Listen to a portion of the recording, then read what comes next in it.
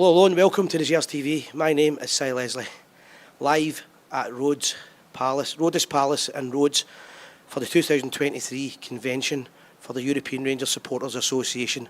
I've got Rangers legend David Robertson here today. We're first of all going to speak a wee bit about the convention, then his career as a football player, and then some of the funny stories, shall we say, as a manager, where he managed in different parts of the world.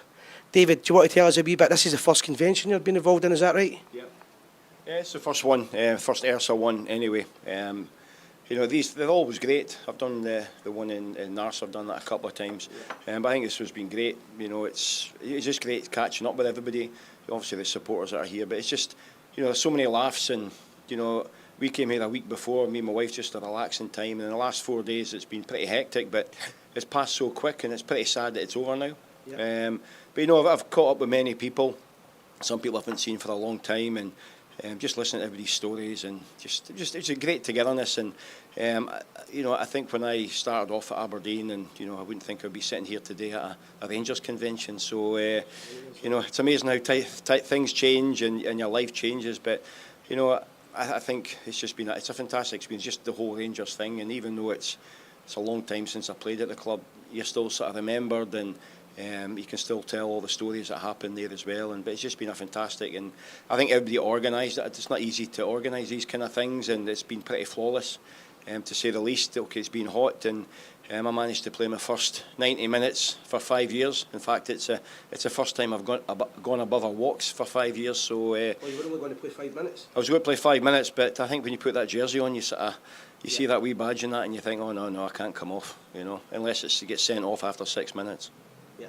So I'll just quickly talk about that. We had the charity match. We spoke about it in another video with Vernon, but you got to play with some ex-Rangers players again. And how does it feel when you meet different players for different generations? Obviously, you have a wee chat about football and your careers, but it must bring a lot of memories back as well. No, it is, yeah. I mean, it's the first time I've met Marco Negri. Obviously, Marco's been here for the 4 days. Yeah. I left Rangers when he came in, and obviously when you're still, not part of a club, but you've been at Rangers for 6 years, you still watch everything that's going on, and he was fantastic in the time he was there. The amount of goals he scored, and it was always the same when you leave your club. But I think Marco's fantastic, and he's 2 years younger than me, but I think on the show the other night, he was about 10 years younger than me. He's still pretty fit. And obviously Gordon Smith. He's a few years older than you? Oh, he's a lot older than me. I mean, I thought he actually made me look good, to be fair, for times. But Gordon, I've done a few events with Gordon as well, and it's always great to catch up. And as many times as I've seen him, he's always got a new story to tell you. But as I say, it's just great to come here. And I was very apprehensive about actually playing in this game but thankfully it started off a slow speed and got slower, so that suited me down to the ground. Yeah, I know you used the word apprehensive here, but your partner Kim, your wife, said to me, you're a moaning face so-and-so about the game. and that knee you have heard about it all week. But it was great to see the ex-players playing and the fans turning up and enjoying it. So would you recommend the convention to other fans if they want to come next year? 100%. I mean, I think it's not just the game, it's just, and there's a question and answer, but it's all I think it's more that they get together.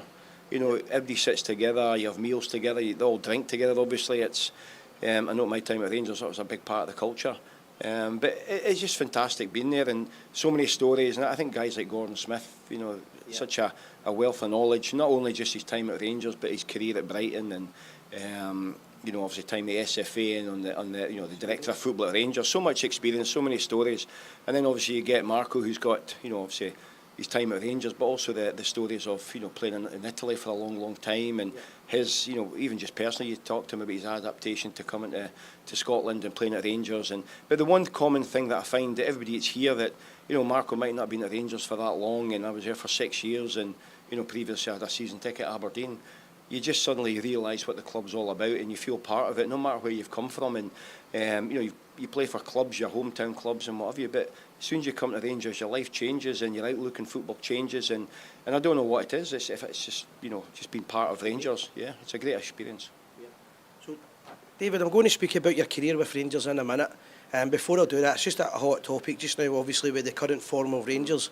I'm not going to ask you to criticise ex-players or anything like that. It's just to get your viewpoint. On the Gers TV, often I speak about formations, tactics and the team sheet. And a lot of the supporters, myself included, are concerned about the Rangers fullbacks and the way that we lose goals. Without doubt, it can't be argued that Taverner is a great goal scorer and a massive threat. However, there are problems in defending. One of your key points as a football player and a defender was you were great at stopping goals and the balls coming in. What do you think the problem is just now? Do you think it's the team selection, the players, the attitude, or do you think it's the formation, the shape, or do you think it's something completely different? I think it's very difficult. There's a lot of new players have come in. Obviously, Michael Beale's, try to put his stamp on the team after being away for a little spell. Obviously, some players have gone, some have come in. But I think you've got guys like James Tavernier that's been there for a long time, and you just have to look at his record scoring goals and what a threat he is. And he scores some penalty kicks, but the amount of times he gets in at the back post and gets goals, and I think he's probably more of a threat going forward than he probably is as a defender. And I think that's the modern way now. Is when I played, you had to do both. But I think in the modern day, the fullbacks, it's more about getting themselves forward, and I think possibly maybe three at the back, allowing Tavernier to just go and do his own thing. Not like a free role, but he's just got he's such a threat going forward. And if you take a little bit of the defensive responsibility off of him, it'll help him a little bit. And obviously you've got Barisic on the other side that can play as a wing back. Obviously when he's fit, he can play as a wing back. But I think he's got that experience of a bit of defending and a bit of going forward as well. But the balls that when he gets himself forward, the balls that he puts in the box are just incredible. The pace and the power. And you're talking to Marco when we're here, and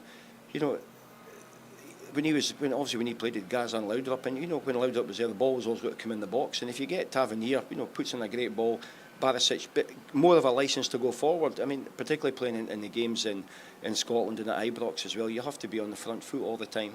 But I think what's the solution? I think you've got to play three at the back. I think you've got to play three at the back because they're solid. You've got Suter, you've got Goldson, you've so many options to play at the back. But I think you've got to allow these guys to go forward.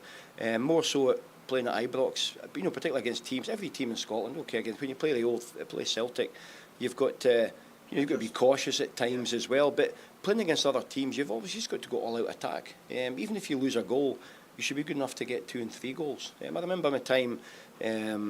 We played AEK Athens, believe it or not, in Greece. 1993. Yeah, and we played playing 4-4-2 all the time, and suddenly Walter Smith sprung on us that we're going to play 3-5-2, and I was a wing back, and I think Gary Stevens might have played as a right centre back that night. I'm not sure. It didn't work out that night, but we stuck with it, and eventually, we suddenly changed the way we were playing. It wasn't a case of I was having to defend as much as I had before, particularly in domestic games. Obviously, without a Europe at that point. We'd have to play a little bit different. But I think when and in the League Cup 3 days later, was it? That's right, yeah, I think Falkirk beat us in the Cup, and then we lost the Old Firm game. So it's a bit of a crisis. But but Walter, being him, his first managerial job, he was so calm and he never showed any pressure inside the dressing room. It was business as usual, keep doing the same thing. And he could quite easily have decided, no, we're going to go back to playing 4 at the back, but he stuck with it. Yeah. And I think that was, a lot of people don't, people obviously say Laudrup was there and, Basil Bolly came in and later on Gaza came in. But I think for me, the boldness of just staying with that formation, because what it meant was that I basically became a winger, and I think it was... Was that new to your game, playing it as a winger? It was, yeah. We actually tried, when I was at Aberdeen, we actually tried it, and it didn't work, because the centre-backs were real centre-backs and didn't want to come in, but they didn't want to come out in a wide area, so I was ending up having to, run the whole length of the park up and down, and you can only do that for so long. But I think with me, it was thrown upon me, we didn't really practice it, and you just had that licence to go forward, and you knew that you had John Brown behind you.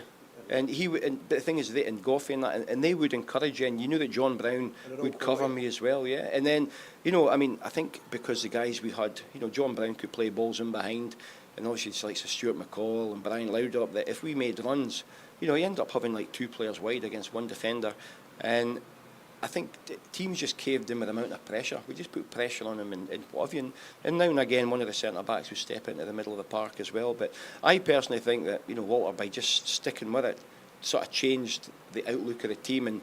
And I think we played that 3-5-2 all the way until until the last time I played for Rangers. So, lastly, the last question I'll ask you, and then we'll go into your own career. I don't want to talk too much about the modern day. when we're talking about the defence, one of the criticisms I've got, you might tell me a different opinion on it, so I'm interested on your views on it. Playing a player out of position. So if you're playing, for an example, Rangers have got players who are left back, and last week in the big Old Firm game, they played Dion Sterling at left back, and he's a right-footed player. Yeah. And the argument as well with Suter is more suited to the right. What's your thoughts on that? A defender who should be naturally left-sided or right-sided playing at the other side. Do you feel a professional should be able to adapt, or would you go with the fact that a player in his natural position?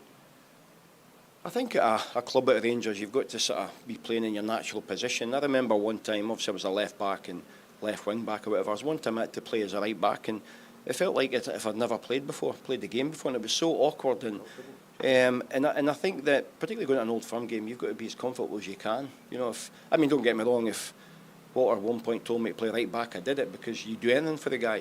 But for me, it was like a fish out of water. You actually felt as if the game's just totally different. And suddenly that's more pressure, and particularly if you're relatively new into the team, you have to play in your own sort of, own sort of position. I remember when I played the first game I played for Scotland, I played Northern Ireland, and started off as a left back in training, and ended up as a left winger. And apart from school, I never played as a left winger, and I felt so like out of, it was just positionally and everything. A lot more pressure on you then. It is, yeah. I mean, that was the first game. It was a friendly game, but you just didn't feel as if you were comfortable in what you were doing. Yep. And particularly if it's new, it was new to me then, and obviously, Old Firm games are very, very difficult, and a guy like Brendan Rodgers are going to spot the weakness. Yeah, so it's difficult. But again, like I say, there's a lot of players coming in. There's been injuries. There's been all sorts going on, and just like that period we had with Athens and Falkirk and Celtic, it just takes a little bit of time to get everything going. I remember that famous interview with Chick Young and Walter Smith. That was I think that was a week after Athens. Yeah, I think that was after the Falkirk game. I think it might have been. Same month. And then he's getting all this stick about Laudrup being no good, and Basil Boli. Basil Boli 6 months ago won the Champions League. And obviously played for France, and Laudrup is against Rangers as well. Yeah, that's it. Yeah, but it just takes time to settle. And it even took guys like Brian Laudrup, who's probably one of the best players ever to play for Rangers. It took him time to settle in. Good point. I did see this the last one, but I will ask you one more about Scottish football, because I want your opinion on this. It's been a big talking point on the Gers TV. You came to Rangers, and you were obviously Scottish born. I know you weren't a Rangers fan, but we'll pick up on that later on. Scottish players coming to Rangers now, there seems to be a snobbery for the last maybe 5 or 6 years to signing guys like Shankland and other Scottish players. Do you feel there is a snobbery towards it, or do you feel they're just not good enough? The one thing I find, for me personally, it's like, a lot of players have come in not only from Britain but from other parts of the world, and it's difficult to settle in, the culture, the lifestyle, the weather, the type of football that other teams play against Rangers. So it's very, very difficult. And when I came to Rangers, one of the reasons I came was because I was playing in the same league, and I was playing against the same players, going to the same stadium, so it was an easier transition to play. And it's the same as some of these other guys, like Shankland. You can name a number of players that are top level players. Lewis Ferguson, for example. Exactly. A few times. Yeah, I mean, obviously he went to Aberdeen, did well, and just like Ross McCrory, he left as well. But I think there's a lot of talent there that there should be, because a lot of these guys, and people might think it's a bit of the old school stuff with John Brown, being a Rangers supporter, and Ali McCoist and Ian Durrant and that. But there are those type of people out there, and I think apart from Ryan Jack at the moment, there's not, and obviously Alan McGregor last year, there's not many of that really have a feel for Rangers. A lot of people come in, it takes them a bit of time to realise that at Rangers you have to win every game no matter where you are. There's a lot of hype and a lot of media, a lot of pressure on you, and like when I was there 6 years, it was like when you won a league, it was a relief. It wasn't a case of, that's about won the league. It's like, that's a relief. But as soon as the day after, you think, I've got to prepare to do it again next season. And you have to do it each year. And players do find it difficult. But if you get guys that have been in Scotland, have played at Ibrox and understand the situation, like, when I was at Aberdeen, I used to run down the tunnel at Ibrox, and, the sheer noise, when you run out there, you think, this is going to be a pretty tough game. You sort of doubt yourself before you got on the pitch, and then you end up signing for Rangers, and the first game was against St Johnstone, and you run out on the pitch, and suddenly you feel like 12 foot tall, and you think you've got that extra man, and you feel like $1 million. So the support make a big thing, and some players can cope with that, and some can't. Yeah. Notably, when you mention that, I'm just remembering Theo Snelders when he came to Rangers. He was a good goalkeeper, but he simply couldn't cope. But let's go into your football career now, David. Aberdeen, Glasgow Rangers, Leeds United, and Montrose. Would that be right in saying that was all the clubs you played for? That's the ones I played for. Okay, so obviously you played with Aberdeen, and you don't hide it, the fact that you were an Aberdeen supporter as a kid. Your brother's still a passionate Aberdeen fan, and you're an Aberdeen family. Talk us through your last game with Aberdeen, because we spoke about it the other night. That was interesting. Signing for Graham Souness, but joining Walter Smith's team, in the next 6 years of being a Rangers player, and how it felt when you first signed. Yeah, I was obviously at Aberdeen. I'd been there for 6 years as a professional, played 5 years in the first team, and it came to the end of my career, and not my career, my end of my time at Aberdeen contract was up, and probably the previous season there was teams like Arsenal, Manchester United all wanting to sign me and what have you. So I had a year left, and by the time it came, come close to the end of the season, my agent had met with Graham Souness, and he'd offered me a contract to go to Rangers, and so it all looked like it was going to happen. And then I remember we're going on training at Aberdeen. This was when, I think at that point, Aberdeen were getting closer and closer to Rangers in the league, and obviously Rangers had so many injuries that we at the time I thought we've got a good chance at catching it and what have you. And then Graham Souness obviously did the deal, and we're coming back from training at Aberdeen with a minibus that used to take us back, and all you heard was the radio on there and said breaking news from. Sorry, can I interrupt you? A minibus taking you back to Aberdeen? No, it was a minibus taking us back to Pittodrie, because we'd change at Pittodrie, go in the minibus to a park, a bit like what Rangers did earlier on. From Ibrox, right? Oh no. He's only asking.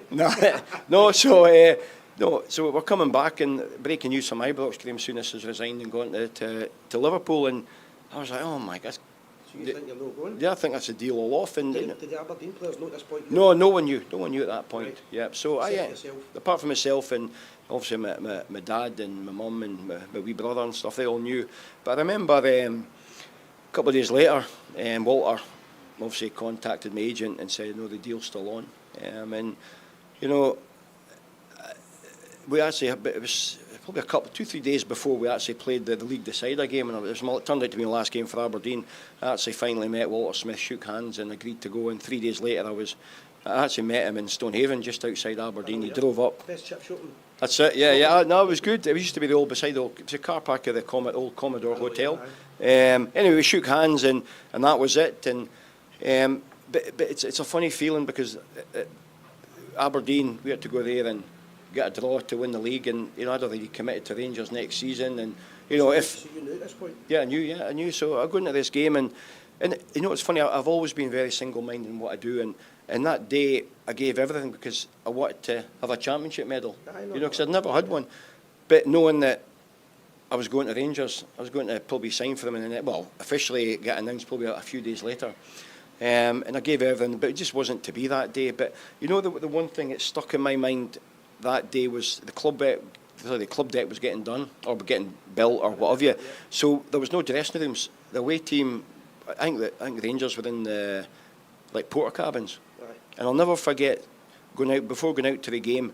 You're in this porter cabin, and all the noise and the atmosphere and the stamping of the feet. Our porter cabin was actually shaking before, and a lot of the players looked at each other as if to say, again, like what I've said earlier, it's like, what's a half beat before you go on the pitch? Rangers needed to draw. Aberdeen needed to draw. Rangers needed to win. Yeah. So what happened was the week before we played St Johnstone at Pittodrie, and we won 2-1. Rangers lost to St Mirren. But I think it was Motherwell. It might be Motherwell. St Mirren. Maybe it was St Mirren. But I remember we got in the dressing room, and I'm not sure what the score was, but if the Rangers game finished, it would mean they'd need a draw or something. But if it was either St Mirren or Motherwell, whoever scored, they scored another goal, which meant we just needed to go there and draw. And the atmosphere in the dressing room, everybody's jumping about, because we're in there listening to the radio that Rangers' opponent scored another goal, so that meant we'd have to go there and draw. And the atmosphere was almost as if we'd won the league. Yeah. And then, You know. and then he's back to Ibrox, what you said. Yeah. Just on that, I've done a few interviews with Mark Catley. Yeah. Mark Catley says that the main tactic was to terrorise the goalkeeper. Yeah. And put the fear of death into Aberdeen in the first 5 minutes. That's right. Well, Theo Snelders obviously, I think he was injured that And the day, goalkeeper went in. and Michael Watt, a very, very young guy. And you know what? To be honest, if you've got somebody like Mark Catley running in against you, I mean, that's what I found when I went to Rangers was that, you know, no matter where you were, you could get the ball in anywhere in, like around the penalty spot. And he was fearless. He'd go and smash anybody. And to be fair, early on, he did clatter Michael Watt. And he was very, I mean, it was a hell of a big game for a young guy to play. And They put the fear of death into him. yeah, Put the fingers in. and to be honest with you, I think that sort of turned the game. But to be honest, that game as a whole was that I think Ian Durant ended up playing at left back at one point. John Brown ruptured his And Achilles. still played. Yeah, and they played on, but that just showed you the fight. You know, we weren't there with a full strength team. Rangers had, you know, it patched up to play. I think somebody else pulled a hamstring and played him. I'm sure Haley was injured when he took his boot off at the end of the game.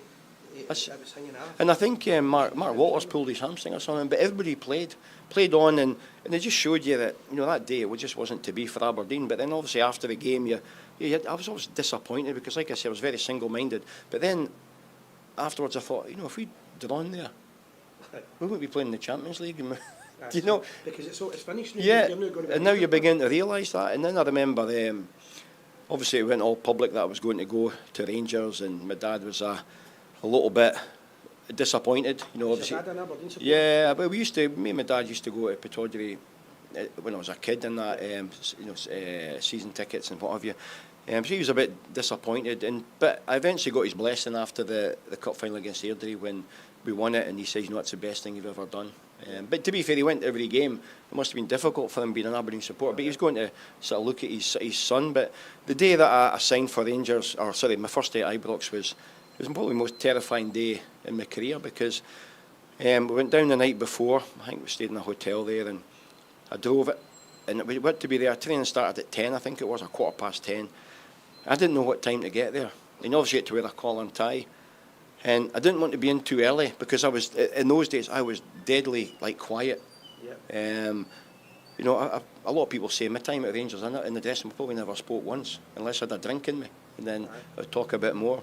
But so I remember I parked round the corner at Ibrox, and I'm trying to think, what time do I go in? So I got to about 9:30, so I was like, I better go in. So I parked the car outside, and I walk in, and Stan, the commissioner, was there. And so he got the walkie-talkie, and Jimmy Bell comes in, and so he takes me down. And I remember walking down the corridor down to the dressing room, and if somebody had said to me, look, you can jump in your car and go back up to Aberdeen, I'd have been gone. You know, I was terrified. And then you go in, and Jimmy walks me in the dressing room, and the first people I see is in the corner, Ali McCoist, Ian Durant, Ian Ferguson, and Mark Catley.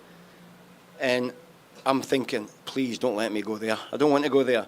And anyway, I was just virtually there. I was actually next to Ian Ferguson, and Jimmy Bell says to me, he says, with no squad numbers, but it's like a training number, and he says, that's your number there, number 6. He says, you've got big shoes to fill, Terry Butcher.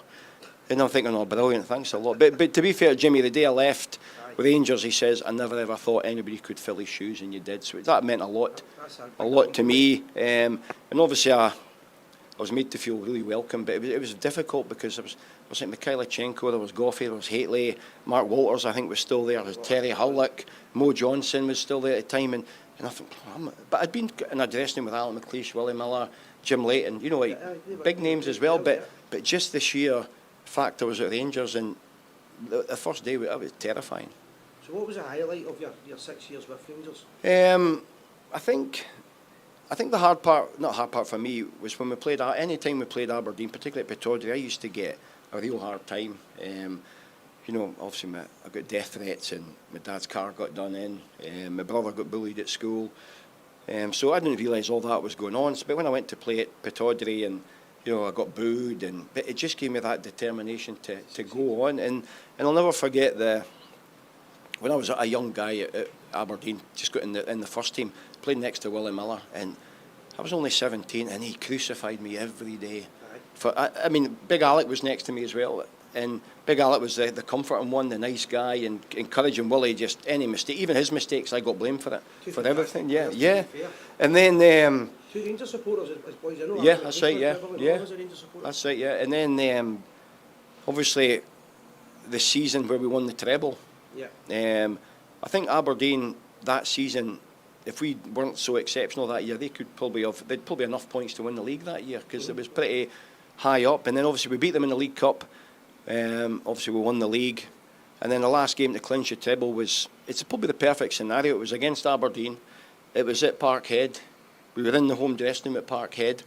And then obviously we managed to win the game 1-2. Neil Murray, I think, and Mark Haitley scored. Yeah. And then I think Aberdeen scored just before they went to hang on. And the relief at the end was probably the most memorable game. And then obviously, thinking back to my time at Aberdeen, Willie Miller used to have a go at me all the time, and Willie was the manager of Aberdeen at the time, and just seeing his face deflated sort of made it all the more special, Yeah. Just going to have a mic. Just to ponder on your relationship with the managers at Rangers, as I said, you could have been playing under the great Graham Souness, who was a legendary figure, and it was the Souness revolution. You never played under Souness at Rangers, you played under Walter. Just how, obviously he's highly rated and he's a very successful one in modern day football, Rangers' most successful manager. How did you rate him as a manager and a man in man management? I think Walter, I think, obviously there's a lot of rivalry between Rangers and other clubs, but I think everybody at other clubs liked Walter. Yeah. Nobody had a bad thing to say because he was honest. But I think with me, the first thing he said to me when I actually signed for Rangers was, you look after me and I'll look after you. And that's probably the only thing he really said to me. And what he did to me was, it was only a couple of hours from Aberdeen, but we'd go and play Aberdeen at Pittodrie, and he'd tell me on a Wednesday, go get yourself up to Aberdeen, we'll see you in the hotel Friday night. So he trusted me to go and train them, yeah. So obviously it was big. When you go play in Aberdeen, it's big games. And then after the game, he would say if we'd won, he said, right, I'll see you on Wednesday. So going up and spend a bit of time with Yeah, so that sort of things. His man management was fantastic. But I think for me, I think he gave me a bollocking once against Hibs. And for my first semi-final, he says, you're hiding, be confident, get the ball. I don't care if you kick the ball at the park. We're at Rangers, we can't have anybody hiding because everybody wants to beat us. And that stuck with me. He never gave me another bollocking after that. But he was just great with me. And because of that, the confidence he gave me, even I think it was after the third year that the foreign rule changed. Yeah. So I knew that left backs, you're not going to waste a foreign spot on a left back. No, because it was very hard to get the balance right. Yeah. So any player you got had to be the right player. Yeah, but then after about 3 years, it changed. And that was the one time I thought to myself, I could be out of here. Mm-hmm. But I got a new contract, and it just, he made you feel like $1 million, but he was under so much pressure there. But I just think he's just a great guy, and even afterwards you'd see him. I remember I signed for Leeds United, and him and Archie were at Everton, and I spent a bit of time with him, and just him and Archie were a great combination. I had Archie at Aberdeen for a big chunk of time, so I knew Archie. But Walter was he was like a gentleman. But when he walked in that dressing room, it was like, I'll never forget the times in the dressing room that what it's like with McCoy and Durant. They're all, they're just, having fun and cracking jokes, and the banter was great, and it was lively, and it was just always such a positive place. But as soon as Walter came in, it was just silence, because it was just, here's this guy coming in, but he had such a presence.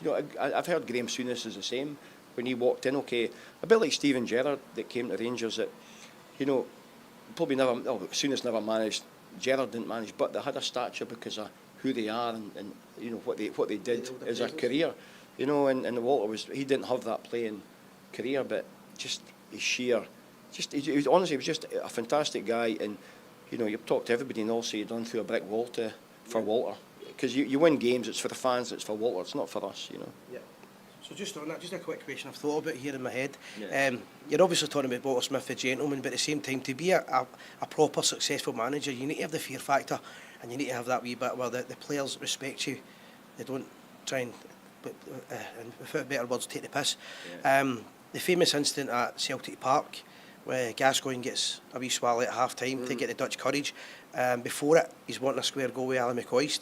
And the story I've heard, I'll not mention the players, but a few players that I've met through the years have said to me that there was only going to be one winner between Alan McCoist and Paul Gascoigne, and that was Walter Smith. Yeah. He was a tough cookie when it came to shit like that. Yeah, I think when he had to be hard, he had to be hard. But I think everybody's perception of him was that you want that pitch over that white line, and you didn't want to let him down. you know, because everybody liked him. Even players that weren't playing regular, we had guys like Peter van Vossen and Bjorklund, and they weren't playing regular, but they were still happy. And not many managers can do that. But he had his time when he would turn and just have a go. I remember one time there was we played Dundee United, and I think we're 3-0 down after about 20 minutes, and I think he subbed off Goffey. After about 30 minutes in McPherson, and two of them off, and he came in at half time and just ripped him apart.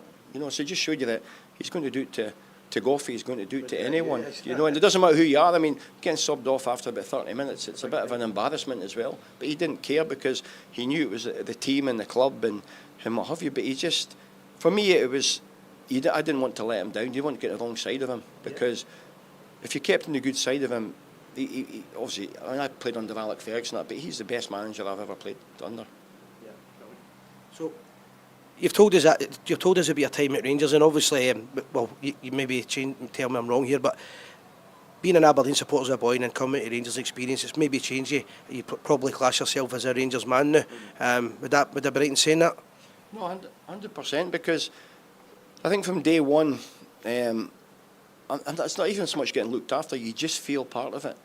You know, I was very fortunate in the 6 years that I never got booed, or I remember Dave McPherson at one point had a hard time, he was getting a bit of stick, and you just saw him, sort of his demeanour just dropping. And I think for me, because I never ever thought I was the greatest player in the world, I didn't even think I was a good player. I thought I was lucky to be where I was, and I always thought to myself, oh, it's because I've got a left foot and I've got a bit of pace. You know, I thought that was me. But I think if I had a number of bad games and the supporters sort of went against me, I think I would have folded, and it would have been hard, because, you know, and again, it's all this thing about you don't want to let people down, and you're fortunate. But I just feel that, you know, even now you come to things, you're remembered as, you know, you're playing in a fantastic Rangers team, and I always think I was lucky to have played in that team, and yeah, you know, and obviously the 9 in a row, and, you know, what it meant. You know, it didn't really hit home to me until probably the 8th one, exactly what it meant. And then obviously I decided to move on, but I know not a lot of people know this, but I actually, after about a month or so, I got my agent to phone David Murray, asked to go back, and obviously it was a non-starter. I just didn't enjoy it. You know, you think, everybody says to you, you know, you leave Rangers and it's never the same, and you always think the grass is greener. But I'd been there and playing in Scotland for 12 years, the same stadiums, and playing the same team 4 times. And, you know, there's only so many times you can play against Maurice Malpass and Joe Miller before you think, you know, you actually. Oh no, yeah, but you sort of see them in your sleep. And I thought the age I was at 20, it was time to go, and I wasn't sure how long Walter was going to be there. But even when you left and went to Leeds, it was Rangers. That was it. And even now, it's Rangers. You know, if I go to a game, it's Ibrox. You know, it's David Robertson of Rangers. That's it. Yeah, it is. Yeah, and you know, even though I live in Aberdeen now, sometimes it can be a wee bit difficult. Sometimes it can be, but thankfully I don't have as much hair as I had before, so I don't get recognised so much. But it is. There's not many people can say that, you know, you're a season ticket at Aberdeen and suddenly you're behind Rangers. I'm going to ask you about VAR, but before I do that, I'm going to ask you to do something. You've got a book there. Yep. Do you want to quickly publicise it? If I wanted to buy that book, how do I get it? You get it on Amazon. I actually did this book. Alistair Aird, who's done a number of books, a number of Rangers books. I think you get it on Amazon. And he did it during COVID. I mean, it's just a little bit of story about my life and my time in football, even as a kid growing up in Aberdeen, and you know, that it just shows you that the quiet man roars. It's, you know, yeah. I mean, I was painfully shy when I went to Rangers, and the funny thing was, obviously it's well known that I did 2 documentaries with swearing and stuff like that, and I remember I went to do the corporate hospitality at Rangers, and I remember somebody says to Alan McLaren spoke to me, and he says, you know what, he says, have you seen that documentary about Robbo? He says, Robbo who? He says, David Robertson. He goes, what, a documentary, a movie? He called it a movie. He says, what was it, a silent movie? Well, we'll talk about all that in a wee minute. Yeah. What's your view, just quickly, we're going to go into your managerial career in a minute. What's your views on VAR? I think it's very difficult. I think it's a good idea, but I lived in America for 10 years, and I saw American football and, you know, all these like also similar to VAR, and it just slowed the game down. And but I think now in football, even though they can watch it as many times, they still get things wrong, which I would have always thought that everything it's going to be 100% sort of foolproof kind of thing, but it's not. Obviously, people see things different ways, and I mean, we talk about Rangers, the situation at the moment, but if that goal stood, we probably wouldn't be talking. There wouldn't be so much negativity as there is now if it was actually if it was stood as a goal. And sometimes I've spoken to a number of people and says, I wonder what would happen. Leagues all over the world, if VAR wasn't here, would the same people win cups? And particularly in a cup competition, you can be out based on a VAR decision, and I think it just slows it down. But I also feel that referees are very reluctant now to make a call. I agree with that. And they just wait, and the game could be going on for about 30 seconds, and suddenly it's just, I think it spoils it. I mean, American football's a slow game anyway, and obviously that makes it slower. So everybody's used to stopping and starting, the forwards coming on, the defenders going off. But football should just be about just the speed of the game. And now you look at the games are, 10, 11 minutes injury time, and it's just nonsense, But the thing is that it's only the big games that get it. So you look at the Scottish Championship, League One, League Two, there's nothing. So it's got to be across the board, and there's such an expense for the clubs. And, it's the same as the referees. If a referee makes a bad decision, they'll go on about, he supports this team, he supports that team. And now it's VAR, he just supports this team and that team. So I don't think it helps the game to a degree, but I just think it's slowing the whole game down, and the referees are not. It's taking away the character away from the yeah. Because you must have had some banter. You must have heard the banter in the old days, winding the referee up and the referee winding you up. That's gone. No, it's totally gone. But I scored a goal against Celtic that was offside. But if there was VAR, I would actually have scored a goal against Celtic. Or maybe they got that wrong as well. I don't know. Yeah, well, you never know. So, last part of the interview. You've lived in the war-torn, violent, poverty-stricken part of the world for a few years, but enough about Aberdeen. Let's talk about Kashmir. You were the manager in India. Yeah. Is it India? India, yeah. Yep, in Kashmir.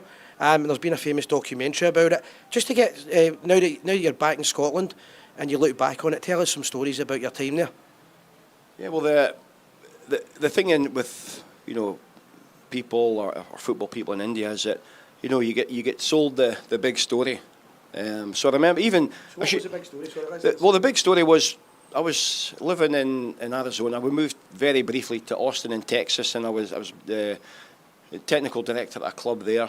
But I had a taste of managing Phoenix Rising, who's now Phoenix. No, it's Phoenix Wolves it was in. It's now Phoenix Rising. So I got back into it again, and it didn't last long because the financial issues and a lot of lawsuits and a lot of nonsense really. So I wanted to get back. So I remember I got a phone call from an agent out of the blue and says, look, in the space of 3 months, I got an offer to go to China, and then I got an offer to go to Uganda. And I never really sort of wavered. And then someone says, hey, this guy phones me up and he says, hey, I want you to go in, I've got an offer for you in India. And I goes, all right, okay, no problem. And he says, whereabouts? He says, Kashmir. And I had no idea Kashmir was a war zone. I thought it was just India. And I thought everywhere in India was like 1,000,000 degrees. But Kashmir's got 4 seasons, the harshest winters ever. Is that right? Yeah, it's brutal. So I remember, I says, I'll have a go at that. But obviously, then I spoke to the owner. There was 2 owners at that point, and the first one was the guy Shamim, and he says to me, he says, it's great, we'll get you business class, because I was in Texas. So, I went back to Phoenix, and obviously my wife didn't want me to go, and she didn't think I was going. And then when the time came, I didn't even look at my flight ticket, and I was expecting to be business class, so I got the email, the ticket. So obviously my wife wasn't happy, so just out the door as quick as I could. I think one of my kids took me to the airport. And then I remember checking in, and I looked at it. It was about 4 or 5 flights. It was economy. It wasn't even business class. It was economy. So anyway, I flew from Phoenix to Philadelphia, which was 5 hours, and a 10-hour layover. Then I had a 14-hour flight to Doha, and I had an 8-hour layover. And then I had a 5-hour flight to Delhi with a 10-hour layover, and then a 2-hour flight to the capital of Kashmir called Srinagar. That was an hour and a half flight. I actually left on the Friday and arrived on the Monday. And I think from then I should have realised that it was going to be a tough gig. And, you know, the football part of it was easy. It was everything else. And, you know, you think that everyone's the same as it is in Scotland or America. And, you know, you think that everybody's got the facilities. So I went there and I remember the team. It was just full of Kashmiris at this point. But they actually ended up in the main Indian leagues, the second division. But they actually applied to get in the local league in Kashmir. And they applied to the wrong league. So we ended up in this big league.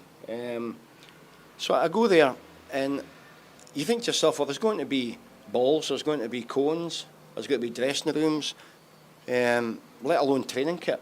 So I remember I go in one day at training and they're all walking about on the pitch. And I'm looking at them, they've got like leather jackets on and Manchester United tops and Abbey Bass gear. And I'm thinking to myself, what's happening here? So I says, right, go and get changed. No, that's what they're wearing. So the first few training sessions, guys were wearing like leather biker's jackets to train, Man United tops, you know, the fake ones. There was no balls, they took their own balls to training. And there was no dressing room. So they just changed it side the pitch, and this was meant to be a professional team. And then we went to, where did we go after that? I then had to sort of try and promote a team, get a team going and what have you. And it was difficult. The good thing was they were all English. So they all spoke English. So I never had an issue, but with one player for hand that couldn't speak a word of English. So this was later on in the time I was there. And we'd actually got promoted and we finished third, almost won the league in the first season in the big league kind of thing. So we were due to play a Minerva Punjab on the Saturday, and with 3 games left, and I think if we got like 6 points, we'd have won the league. Right. So anyway, there was a suicide bomb attack, 9 kilometres from the stadium. 9 kilometres from the stadium, and 49 Indian soldiers were killed. So. And you've got to play a game of football? Well, they basically, through social media, the owner of Minerva Punjab hinted that they weren't coming, but no one said they weren't coming. So we had to, a bit like that Scotland game, it never happened. We had to train, we did the warm-up, we're out, and obviously they never turned up. So we thought we'd get the 3 points, but there was an injunction because it was our safety and what have you. So that game never ever got played again. So that season finished. We weren't allowed to play any more home games just for fear of safety. So we played East Bengal, one of the famous clubs, and we played an away game. We lost that game. But then at the end of the season, we had a three-week break before Super Cup. So we had a player for Han. He was just a rebel, probably the best Kashmiri player, but just out of his box kind of thing. Just like it's like a box of frogs. He was just everywhere, and he changed his mobile phone every 2 minutes, and so you can never get hold of him. So I would say to them, look, you get 5 days off with your families and what have you, and then we'll come back in and start training for Super Cup. So 5 days come, Farhan doesn't show up. So I'm asking the players, like, where's Farhan? Oh, nobody's heard. Have you not phoned him? Oh, he's changed his phone number again. So 10 days later, I'm in the hotel, I'm thinking, he's gone, I'll never see him again. He comes to me and he says, Coach, he says, I'm sorry I haven't been at training, but I've been having outer-body experiences, and I'm going to see a monk, and if it's okay, I'll be at training tomorrow. That's a good answer. Yeah, and then I goes, okay, obviously, it was a load of nonsense, wasn't it? Yeah. So anyway, obviously, you've got to remember, you've got to have a respect to the players. You can't, and he was probably the best Kashmiri player, so you had to play in Super Cup because we're playing against better teams.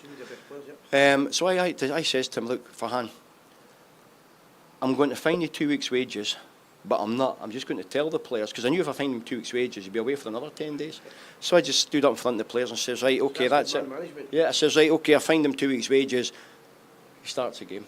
Can I just interrupt? Was that a wee bit of the Walter Smith influence there when you were? It was, yeah, it was, because I remember, I don't know a lot, I probably knew at the time, I got arrested and spent a night in the cell after a day out with the boys, with the team. And I got arrested, it was a Tuesday night, and with a day off on a Wednesday. And I remember I went in the morning and I went to see Alistair Hood, who was the head of security at the time. Who Yeah, and I remember walking in and I says to him, look, I've got a bit of a problem, I got arrested last night and blah, blah, blah. And then he just held up the Sun. And it was the front of the Sun. You know, that's how you realise you're at Rangers. So that's as you as a player, now you're the manager. Yeah. Looking on it different. So then he says, you better go and see the manager. So I go up that marble staircase and I'm thinking, oh my, I'm thinking to myself, right, he's got to rip up my contract, he's got to find me, I'm not going to play. He just says, look, get yourself home. Beautiful, 31,000. Don't come back and tell you. Don't answer the door. Don't go out your house. Just stay. We'll phone you. So I actually got a phone call on the Friday morning and said, I think we're playing Dundee United on the Saturday. And he says, right, because we always went in the hotel, went in the moat house on the Friday night. And he says, right, come into training and go home after training and don't stay in the hotel. Just come to the game. And he says, but by Monday it'll all be forgotten about. And to be fair, I went home and I played, started the game, and not many managers would have started you. They'd have found you, let you rot in the reserves a little bit. So you would have carried on when you were speaking to that player in India then? Yeah, so it was a little bit like, at times you've got to play a little bit of mind games because you know you need the guy. It's like Gaza, you know, Gaza obviously, a lot of managers couldn't handle Gaza, but Walter knew what to do, and it's not even controlling him, it's letting him have a bit of freedom because, you know, you can't argue what he can do. You know, on the pitch, he was an incredible player. Yeah. But he just sort of, within reason, allowed him to do his own thing, turned a blind eye. And I think that's what you've got to do. So, just a quick question. I'm going to try and word this right because I don't want to say anything that's like racially wrong or culturally wrong.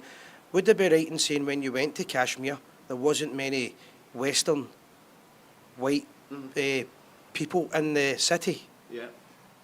No, well, obviously when I went there, the team is obviously all from Kashmir, India, and they're all Muslim. And but as time went on, I signed, you know, we eventually I had players from Africa, with Christians, with. Were you the first to do that? Yeah, no, every team did it. Once we got promoted, you had to have players. We had Africans. My son came and played. We had Sikhs, we had Buddhists, you name it, we had everything. But there was never an issue. They all got on well with each other, respected each other. You know, we prayed before training, after training, before games.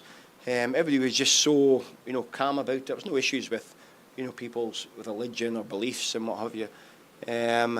But in Kashmir, I always remember that the first day I went down, Srinagar's the capital, I went down as a market. And I remember walking down the market and everybody's looking at me. And I'm thinking, you know, they must know who I am. But it turns out it wasn't that. It was, what it was that they'd never seen anybody like me before. You know, and then I remember one time, I was only there, the first time I was only there for 6 weeks, so it was very difficult. And, you know, just the infrastructure. And then in Kashmir, during the weeks, it was winter time, there's snow, there's all sorts. There's no power, no electric for 2 hours a day, twice a day. And then the internet, if there's any issues, you know, for an encounter, or there's been somebody killed or whatever, the government would just flick the internet off. Right. So you're on WhatsApp and you just see the wheel spinning. So you could disappear if your family. Yeah, so there was days when I couldn't get in touch, and there's no warning. It's just suddenly it's like, that's it.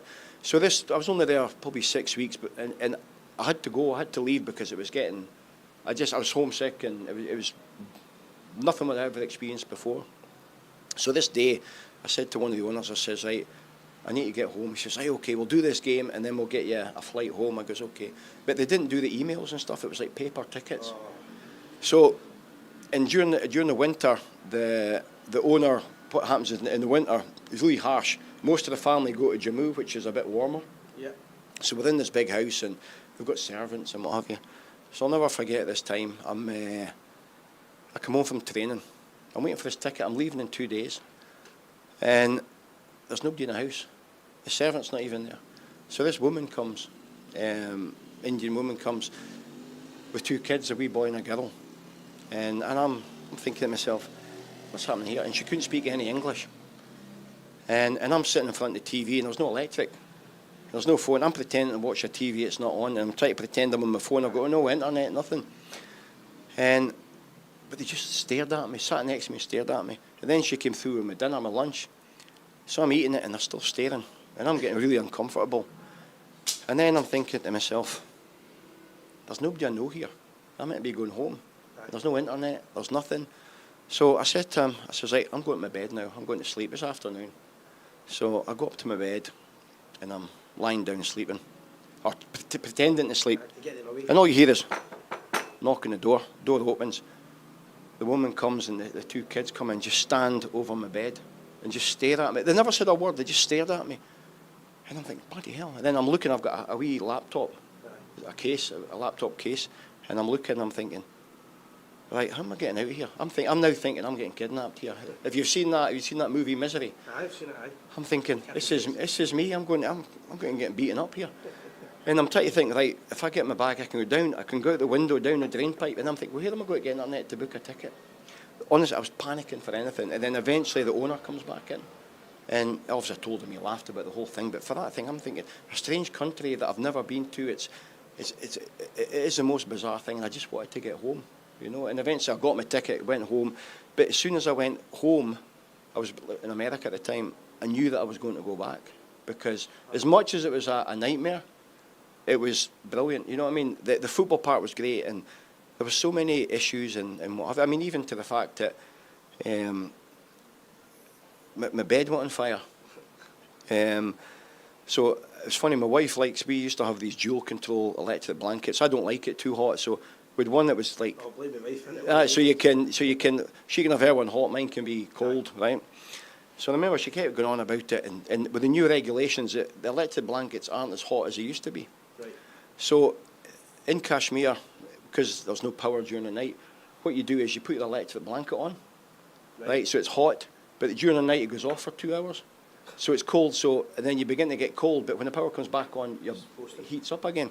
But honestly, it was burning hot, really hot, and I says to Kim, and it was bizarre how it happened. I says to her, Kim, honestly, I'm going to bring some electric blankets. Honestly, brilliant.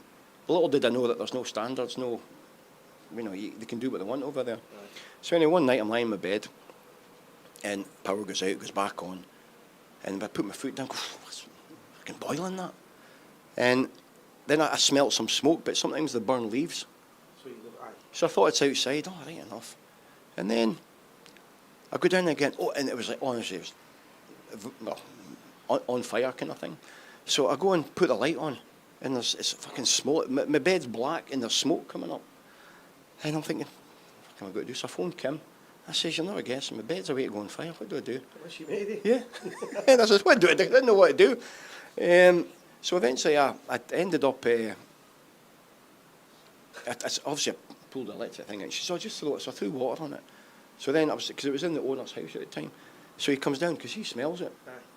And he says, what the hell? So anyway, we open the window and we throw the mattress out and it just goes up in flames. And then after that, obviously that room, they couldn't use that room anymore. But I was pretty lucky that it didn't happen. And then I phoned my brother, who's a fireman in Oban, which in Oban's obviously quite quiet. He just started. And I told him a story, and he says to me, he says, God almighty, he says, you've dealt with more fires than I have. That's probably true.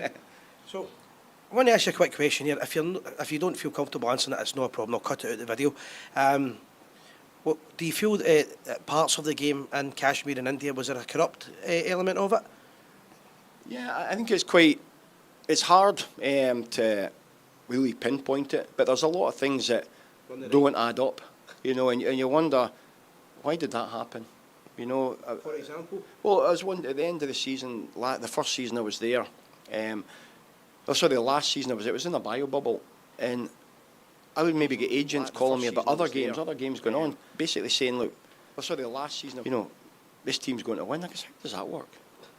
And invariably it did. At the end of the season, we played, we just were on the wrong side of the bracket. During COVID, it went to a winner's bracket and a loser's bracket, but the points carried on. And this team, Kincray, there were 2 points.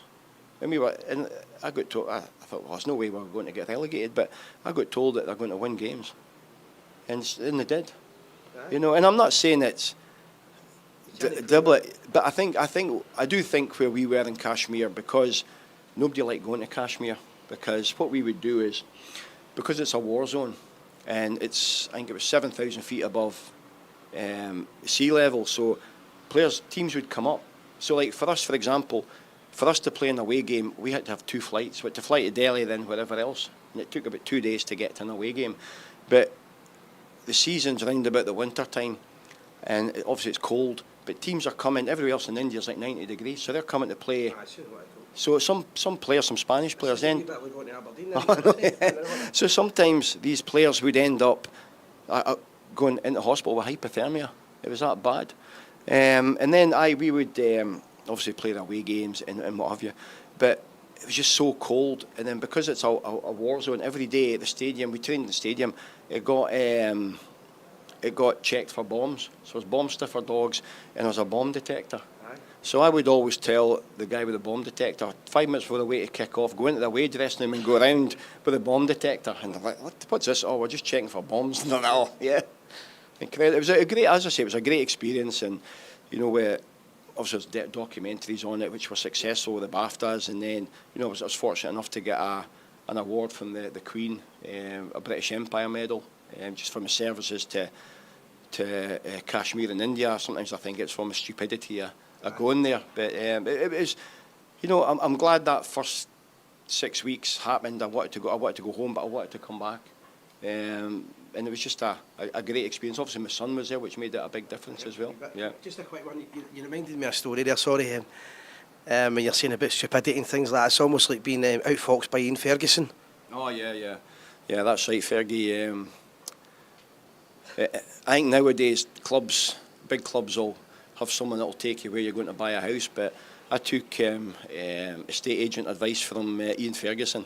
And he watches this show, isn't he? Yeah, that's right. So you'll probably remember this, that I don't think he knows that I know, but anyway, he says, oh, come and buy this house, Callahome and Erskine, and what have you. So anyway, he sort of talked me into it, and I went there, and you know, the woman in the sales office, a wee bit on, says that I got his driveway retarded or monoblocked because he conned me into buying a house there, and that house I couldn't sell it for years after that. Fantastic. I'm just going to finish up. Your book's called The Quiet Man. I'll put the link on the Gers TV for anybody that wants to buy it. It's highly recommended, and I'll try and do a competition. I'm going to buy one off him, do a competition signed as well. Just before I finish, I know it says The Quiet Man. I think personally you've been a great guest, great speaker. I've heard you speaking through the week. You've got a great knowledge of football. Great, you're very down to earth. One of the people. But what's the future hold for David Robertson in the next 10 years? Would you like to get into media, agency, or just the quiet life, or coaching again? Yeah, I don't know. It's hard. I think Scotland's very difficult. I think the good thing about when you coach abroad, it's for 8 months and you get a lot of downtime after it. But in the UK and Europe, it's like 24/7, 12 months a year, and I don't know if that's for me. So, I play a lot of golf, enjoy my life. I'm going to be a grandfather in a few months, so I just want to take a bit of time out. I do enjoy talking, for being somebody who would never say 2 words. I quite enjoy telling the stories, and I think particularly the India stories and the fact that, like, I never thought I was a great player. I thought it was shite, to be honest with you. And then obviously you go to India, and then you end up with obviously fortunate playing that team, but you end up with going to places like India and in America, and it's just there's so many stories you can tell about the experience there, and a lot of it's not even football related. It's just nonsense, because you go to India and it's like there's no common sense. What you think should happen, the opposite happens, and you scratch your head. How on earth did this happen? I was one time I went to scout a game. We played East Bengal in Kolkata. And the club put on a flight for me to go to Goa to watch. It was Gokulam Kerala. They were playing a team, and so it was 2 flights to get there. And then I went because we're playing Gokulam 10 days later. So I went and watched the game, and I got to the next day. Went to the airport, flew from Goa to Delhi. I'm sitting in the airport. I'm actually sitting on the plane through security, everything, and then everybody gets up and walks off the plane. And I says, "What's going on here?" "Oh, flight's cancelled." I used to go back to Kashmir, and I goes, how is it cancelled? He says, "Well, it's just cancelled." "Well, what happens? Do you go on the next flight?" He says, "No, you've got to sort it out yourself." So I ended up going to a hotel, and the same thing happened the following day. So I had the same thing again. So after about 3 days, because there was the visibility was bad in Kashmir, so one of the owner's son, they've got a house in Jammu, which is a little bit east of Kashmir. So anyway, I end up getting a flight to there. And thought, okay, once the weather goes, I'll end up, it's like a half an hour flight. So anyway, it starts to snow. So I couldn't even fly back. And then eventually I had to take this road back. And it's a 12-hour road journey, and it's the side of a cliff. It's like a single track, and there's snow, there's avalanches, there's all sorts. So I'm going back in this, and I actually lay in the back seat because I didn't even want to look because it was terrifying. And I swore I would never do it again, but we got caught in COVID. I had to get repatriated, I had to go that road, and sadly to say my wife is on that. So you can imagine it didn't go down too well. Anyway, I get back, and there was that much snow, the game's cancelled. And we never played. So I went to scout a team that we're going to play that we never played. Aye. So I realised that in India you can't plan anything. Unbelievable. It's about 40 degree heat now, so I'm going to call it a day the interview. But if you want to see any more of the, know any more of the stories from David Robertson, the book is available. Here's here, The Quiet Man, if I can get up. So buy the book, you'll hear more stories. And the last thing to say, thank you very much, and it's a pleasure for doing an interview. Thank you. Brilliant. Cheers. That went very well. Okay, good.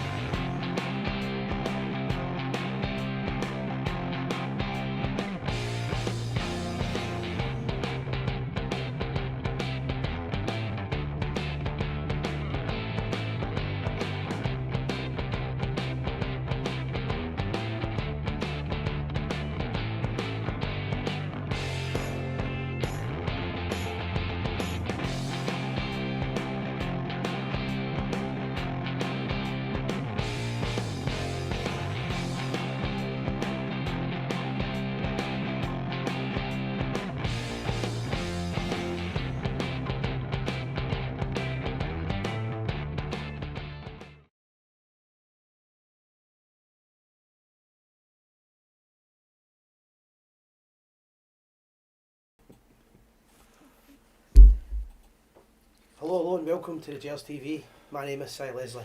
I'm Vivian. I'm Gordon Bond. And we've got Lewis in the corner. We've got the volume on this side. Bill Harvey. Aye. That was a wee interview, guys, there I done in Rhodes with Rangers legend David Robertson from the 9 in a row era. Thanks for everybody that watched that. Before I start, just a couple of shout outs. First of all, well done to everybody involved with the ERSA committee, the European Rangers Supporters Association. James and all the guys at Atticum Loyal, I think you pronounce it, from Turkey, to John Hill, to Tosh and the Blackpool True Blues. I met so many people, Alec McCallum and his good lady, everybody that was over there. If I missed you, I'm sorry, but it was a fantastic week, and hopefully we'll be promoting this again next year. So if I seen you earlier and I missed you, I apologise, but it's been a great week. Guys, how's your week been?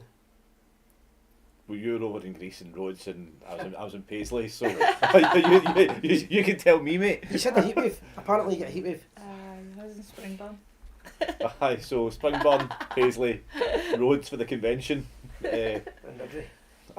Literally, aye. So what we're going to talk about tonight, guys, obviously we've got the European game we'll talk about later, but the majority, we'll start off with St Johnstone Rangers game 2-0, and then we'll quickly take our call after that for the promotion for the game in Cyprus, Europe, and a few other things. Anything else we've got to talk about? No, that sounds good. Well, we'll surprise the viewers as we go along. There you go. In other words, unorganised chaos. So just Exactly. let us know your thoughts on the game for the weekend. Obviously, Rangers played at Perth, St Johnstone. A few interesting parts of the game for me, guys, was Rangers obviously had to. Michael Beale had to make a reaction. He had to make changes, I think, and Suter was out the team, and he brought back in Ben Davis. I Yep. believe it's 18 games now, Davis and Golson together, and league games they haven't lost a game. So it's quite a good combination, but we thought Ben Davis was leaving the club. So this is quite interesting, I think, because that might be the the defence for the next few weeks. Yeah, I mean, it's certainly a strange situation at Rangers with lineups and formations and tactics and team selections. Michael Beale brought in Balogun in the summer again. Yep. It looked like Davis was leaving, and then all of a sudden Balogun's out of the European squad and Davis is starting a game. Yep. It doesn't inspire confidence in me regarding he's not got an idea what a settled lineup is yet, and again it's just another example of chopping and changing. That said, he's had a decent game, and his after-match comments made it seem to me as if he was motivated and he really wanted to stay at Rangers. So he's a good defender, he's got a good pedigree. You don't sign for Liverpool if you're rubbish. So I'm all for giving him a chance. So they've got to stick with it, do you think? Well, I think he's put himself in a position where he has to, because he's brought him in, they've kept a clean sheet. So True. what message does that send if you come If in, he drops them again. have a good game, and then you're right, they get dropped? So Yeah.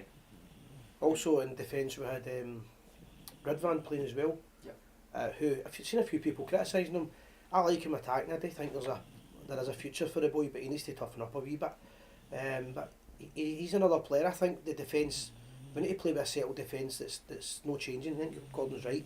Chopping and changing is the biggest problem with it. It is. Even if they're good players, changing. Coulson's has so many different partners. Yeah. That's certainly no good. I mean, unfortunately, we are going to have to change the defence, but going into the next game is Redvan isn't included in the European squad list. So it's going to be back to yeah, so we're a bit light in defence We're for a the bit European light games. everywhere, 'cause we've had to Well, field 22 players because of we've not got enough homegrown Aye. players. We have got 17 midfielders at the club.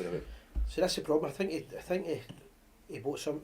The signings he bought was the wrong type. I don't think we needed so many forwards.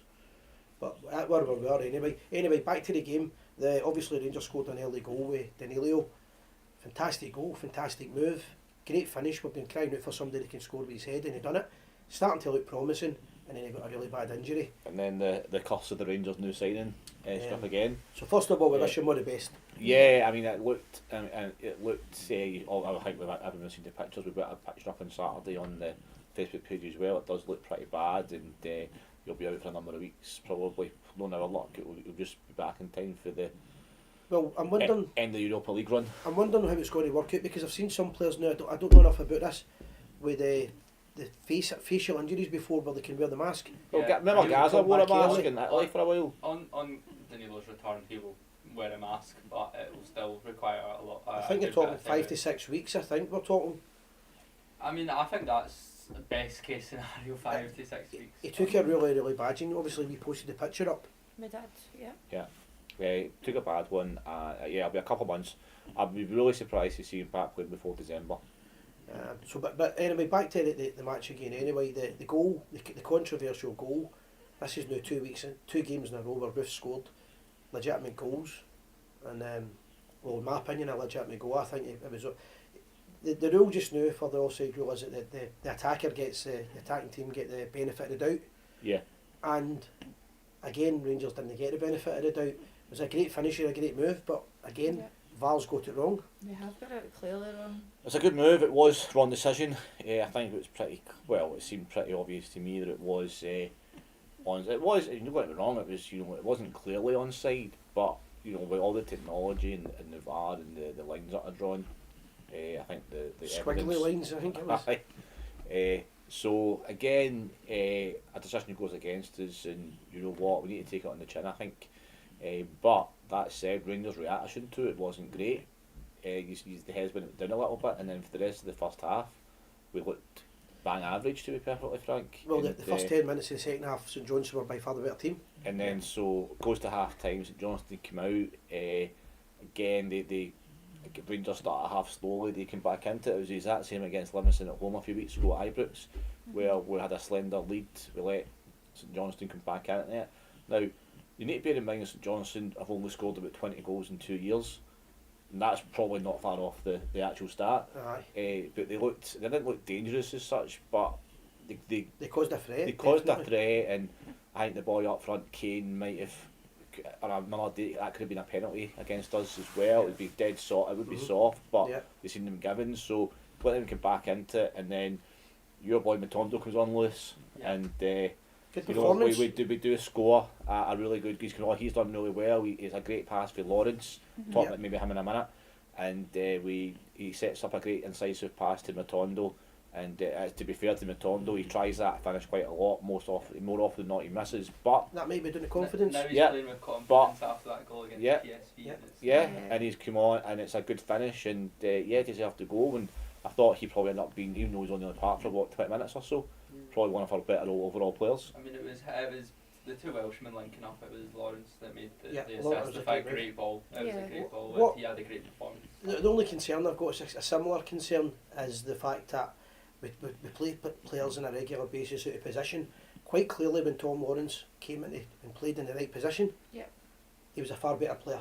Yep. The last 15 minutes, Lawrence was probably the man of the match. Great ball to win the game, great positional play, but he was a threat. But we were playing him out of position before that, and I don't know why Michael Beale continues to do it, especially with Cantwell at the team just now, who's going to be a big miss.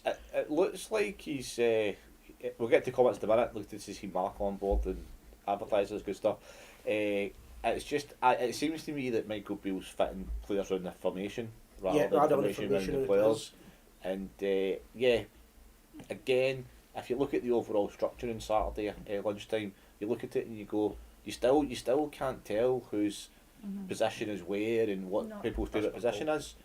We're going to take this call. So we're going to pause here. We're going to take a call, so we'll get the ball rolling with calls and answer this. Once we hear it, how it goes. Hello. Oh, sorry. How you doing? Is that Craig? Hi, it's Craig. How you doing, mate? How you doing, mate? All good. So I've got Vivian, Gordon, and I've also got Lewis on in the studio tonight. Do you want to introduce yourself, Craig? We've got a graphic here. Do you want to put the separate graphic? My name's Craig. I help on a bar in Cyprus called Craig's Bar in High and Upper. First of all, thanks a lot for letting me on your show.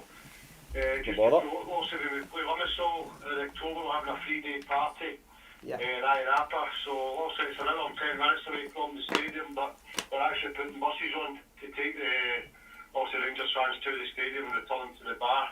We have a pre-match party, after-match party, and also the party will be Wednesday, Thursday, Friday. Also it's a dream to all for me, also the big logos are in Cyprus, and hopefully turn High and Upper red, white and blue. That's the plan. So just everybody's welcome if they get booked for High and Upper, and we'll make sure they get to Limassol for the game. Sounds great, Craig. With the Brighton Senior Divvy party for the Scotland fans as well. It's been get a good reception online. Yeah, it did. A bit interesting to be honest, it's not that cup of tea, but it was a good turnout, as I said. But it's international over for Glasgow. Right. They were playing, but I'll be charging the music behind the score, so it'll be all the usual party tunes. But actually, I don't know if you know my uncle, he's a cha-cha-cha man. Kimmy. Aye, Kimmy. I know Kimmy well. Aye. That's my uncle Brian. Aye. Really? So I'm Excellent. going to try and get him over. He's a wee show as well. Now, I say all the usual party stuff. And just come up for a swallow for a 3-day benders. All the beers and berets are more than welcome. So what I'll do is if anybody's watching the news get any questions regarding the game for that, if you want to fire them in, I'll ask Craig in a wee minute. First of all, just to ask you a quick question, ticket wise, it's going to be hard if anybody's looking for a ticket, is that right? Very difficult now. Cyprus FA brought a fan ID card. Basically what you need to do, every fan individually has to register. I'm not 100% sure if it's one ticket per fan ID for the home end.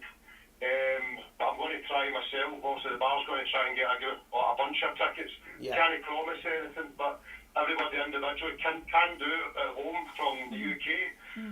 But basically when asked for a Cyprus address, just to put down a hotel address, Right. just follow the instructions online. And once they get issued with a Cyprus FA fan card, they can actually go onto RS Limassol website and register for free. Great, Basically, through that, the tickets will be on sale to the 25th of September. Okay. Just individual tickets for the Rangers game. That's the best way to actually try and get That's- a win ticket. That's brilliant coming because over without a ticket, I think it's going to be extremely difficult without doing the fan ID. So anybody planning to travel over, I'd recommend to go to the Cyprus FA fan card website, and when it asks for a separate address, put down the name of your hotel. They'll accept that. Also, it's identification, so just basically your passport front page and your driving licence, 2 bits of identification. And then they get it, the fan cards issued, we'll get a code within 10-15 minutes. Then after that, they'll be eligible to go online to Limassol website and purchase home end tickets. There you I go. don't think they're well supported. I don't think they're. I know the ground's only 11,000 odd, but I don't think they're that well supported. It's run the Russians. They will be new. Last year, so They will be new. After we put this out, they'll be the best supported team in Cyprus with all these emails will be getting put through. I know, certainly will we. But I'm just looking forward to it. As I say, it's my dream draw, mate. I just want to fill the pub for Rangers fans. The shows, I'm sure they'll out with all parties. So Craig, have you got? If I was watching the show tonight and I wanted to contact you, what's the best way to get you guys? Best way to get it is through the Craig's Bar Facebook page or Instagram page, mate. Just give a message. There's a contact number, that's the main guy's contact number. He's dealing with all the buses, so his brother-in-law runs a bus company, so we've not got a limit on any buses, so we can get as many buses as we want. So brilliant. Just one bus we fill up, so there's many buses we can get, you know what I mean? So there's no limit on buses, so there's not be any problem with travelling. I say, I know it's around 10 minutes away, but as I said, Annapolis is obviously very a party place to limit still. Just hopefully, as I say, we've got a party Wednesday, Thursday, Friday. And the game will be shown live as well inside the pub. Maybe so there's no going out the limits. So. Right. Alex McCallum saying hello to you. Alex is watching live. Oh, Alex McCallum is it? Aye. Hey Alex. I've not seen him for a while. I've seen him Tenerife last year. Hopefully he's sobered up. I've seen him there. Very good. I think he's there in Greece as well, isn't he? He was, aye. So back to what we're talking about. So if anybody's wanting to go on the bus, everybody's welcome, and they just register via the Facebook. Just in case I'm turning up, you don't need to book it, right? Just turn up. I'll be behind the bill working all the days anyway. I'll sort out the ticket. I think it's €20, mate, return on the bus, so you'll get there, go to the stadium. Good price, Go man. back to the bar for the after-match party. I said, if anybody wants to come to the bar before it, they go and stay limit, so after that's fine. They just tell the driver, so I think, so we know for numbers. Aye. But that's totally fine, mate. So, but everybody's welcome. So Wednesday, Thursday, Friday, if they want to come through on the Friday after the game or whatever, they're all more than welcome. Have you got plenty of bevy? Well, we're actually a place in Cyprus. It sells buckfast and mad dog, believe it or not. Oh God, that's all we need. There's Vivian's want to go there, Aye, right? that's be the starter for 10. Fucking mad dog, guys. So, There's Ellen. a place in Cyprus, so go to the Venoms on I that. know. Oh no. The place for him. Not everybody's got a tea, but I should be interested, mate. So hopefully we get a good crowd over. And I said, everybody's more welcome. No, excellent. Sounds great. What we'll do is as well, after the game, maybe a week later, maybe get you back on and you can tell us how it all goes. I think I'll take videos of that anyway and I'll post them on the Facebook page, but even if it's the week after the game, I'll get a phone again. Aye, well, I'm going to try and get over. Aye, depending on what happens, I'm going to try and get over maybe for a couple of days Same, anyway. we'll see, possibly. That'll be good. Vivian's not caring about football, she's back to Venoms. If you've got Buckfast in that there, it's a definite now, I think. I actually might try and come over now. Well, listen. Just thanks again, guys, for letting us on your show. It's a pleasure to talk to you. No problem at all. The next time you're in Glasgow, give us a shout as well. Once you're back in Glasgow, and we'll catch up for a beer. Yeah, definitely. I will do. I'll bring a chat, man, with it all. Aye, Timmy. Catch up. That'd be brilliant. So guys, the flyers on the page, you know, if anybody wants to get in touch, and if you leave any comments on the page, we'll get them to Craig later on as well. But all welcome, and get yourselves along to Craig's Bar in Ironapa. Yeah, sounds great. Brilliant. All the best, mate. Hopefully see you there. It's been a pleasure. Thank All the you. best. Thank you. Cheerio. Right, see you later. All the best. Cheers. Bye. Bye. So there you go. So, we asked to promote this, and he's a good Rangers man. I'm sure he's for the East End, Craig. East End of Glasgow, and Aye. it looks like a good event. It will be, That's especially, amazing. you know, every time Rangers play away, it's always a good atmosphere, and that's always a good place to go. And he's right in what he's saying. Napa is probably one of the premier places to go. So I went when we played Famagusta, an Orthodox Famagusta. Gaza made his European debut, but that was what, 25 years ago now. Bishop Briggs is from. Who? Bishop Briggs, well that's East End, isn't it? Well, it's east. End to me. It's kind of So the road north. for me is near Springburn. Aye, but if you were in Cyprus and somebody says where you I don't think it's east. I don't think it's east for Cyprus right enough. It's east-ish. East is east. Alex and Callum grassing them in anyway. Any more information on him? I can get his shoe size, his star sign, etc. etc. Where's he getting all his pug fast for? Aye, in all seriousness, anybody watching that's going to the game, I'm sure there's going to be a few thousand travelling over at least. Jump into that pub and have a couple of beers and get yourself organised for the bus trip as well. Well, it's a good price as well because you €20 could add a lot would of money onto that. They're not doing that. Aye, that's obviously just the cost price of the bus. So €20 class. for an hour journey. Do you know what I mean? It's Unreal. like It's brilliant. And you don't need to go too wide. You can stay there or go back. So all the information's on it. We'll put the flyer up. We'll put it back up later on again, guys. get yourselves along it, man. It sounds good. Brilliant. So back to Catch up with the Saturday then. comments. Aye, we'll go Wanna back get to give a wee comments? second. Aye, so Can't see, so. obviously we've shown the. Right, David some of them will be Robertson. the interviews. Do you know I've got a migraine, so I'm going to try. There you go. Hi, Si. Good interview. Thank you very much. So hi to all the kind of usual regular watchers. Yep, Mark Tim. Aitken, hi Annie Miller. I'm sure you used to run a pub, did you not? Neil Mackay, good to see you. Mark Aitken, Donna, thank you. Thanks for watching as always. You don't get that, no? I'm just. Like, oh, my head's not working tonight. Hi, That's all right. Alex. Hi, Alex. Sounds good. Donna. Hello, Donna. So if anybody's doing any events like that, we're always interested in promoting anything Rangers. Aye. If we can help you, we'll do that. I really Whilst like- we're on that subject, we would just say a wee shout out to our friend Stevens. Yeah, Okay, so can I let you lead this? Because Okay, I know I aye. might make... Before you do it, if anybody that doesn't know who Stephen Abercrombie is, Yeah. he's DJ'd at a few of your events and done a lot of favours for us. Yeah. In case we forget to say that. have you got that graphic, Lewis, at all there? It'll be posted on the page. Okay, after the so show. we've got a graphic we'll put up as well for this. Okay, so just to let you know, the Camlin RSC are holding a Q&A with Rangers legends Graham Souness and Ian Durrant. It's hosted by Ricky Neal from All About the Gers. Obviously, we want to promote that as well. So it'll include a cultural singer, a couple of DJs, and all monies raised will go to Strathcarron Hospice. Fantastic Eh, cause. So it's an absolutely fantastic cause. It's Yeah. all money raised, all ticket sales will go to Strathcarron Hospice. The venue is Camelin Social Club. Camelin. Camelin, sorry. Okay. I don't go west of the Glasgow It's actually line. it's actually in a really good East even. kind of place in Falkirk. I used to stay in Bonnybridge, and it's actually at the very start, so it's So it's not. good places in Falkirk. Aye, the Brilliant. Bonnybridge is like the UFO capital of the world. Aye. That's a fact. That's a fact. That's why I moved it. I'm sure there were a few more UFOs after that night as well, but I mean, Aye, so it's actually a just still near a G just one more postcode. time then. So Camlin RSC are holding a Q&A Yep. session, a Q&A night, going to be a great night with legends Graham Souness and Ian Durrant. A couple of DJs, there'll be obviously the usual raffles, etc. And it's 8th of December, and it's been held in Camlin Social Club. A nice wee So, lead Kicks up off to at Christmas. 7:30. Yeah. So if you are looking for tickets, we won't give out the contact numbers just yet. We'll put a flyer up for it on the Facebook page, and if you want a ticket, we'll tell you how to get in touch. And please go and meet Graham Souness and support a great so all money raised will go to Strathcarron And Hospice. We'll be going. We'll be Anyway, going. Yeah, we'll be going. I'm sure the JRTV will be there as well. So We'll be there. we'll be there. So if you want to join the JRTV and have a great night with Graham Souness Okay, and nice. all Just- the guys, Just a wee plug Please for do. Stevie again. Stevie's done a lot of work for charity, doesn't he? He does a lot of work for charity and doesn't he take a lot of credit for it. yeah, He's been doing it for years. And when we've asked him a few things that we've been doing, he's got involved with Gers TV and supported us. Yeah. So if you're ever looking for the DJ as well, if you're into all the rave stuff and all that, Stevie's your man.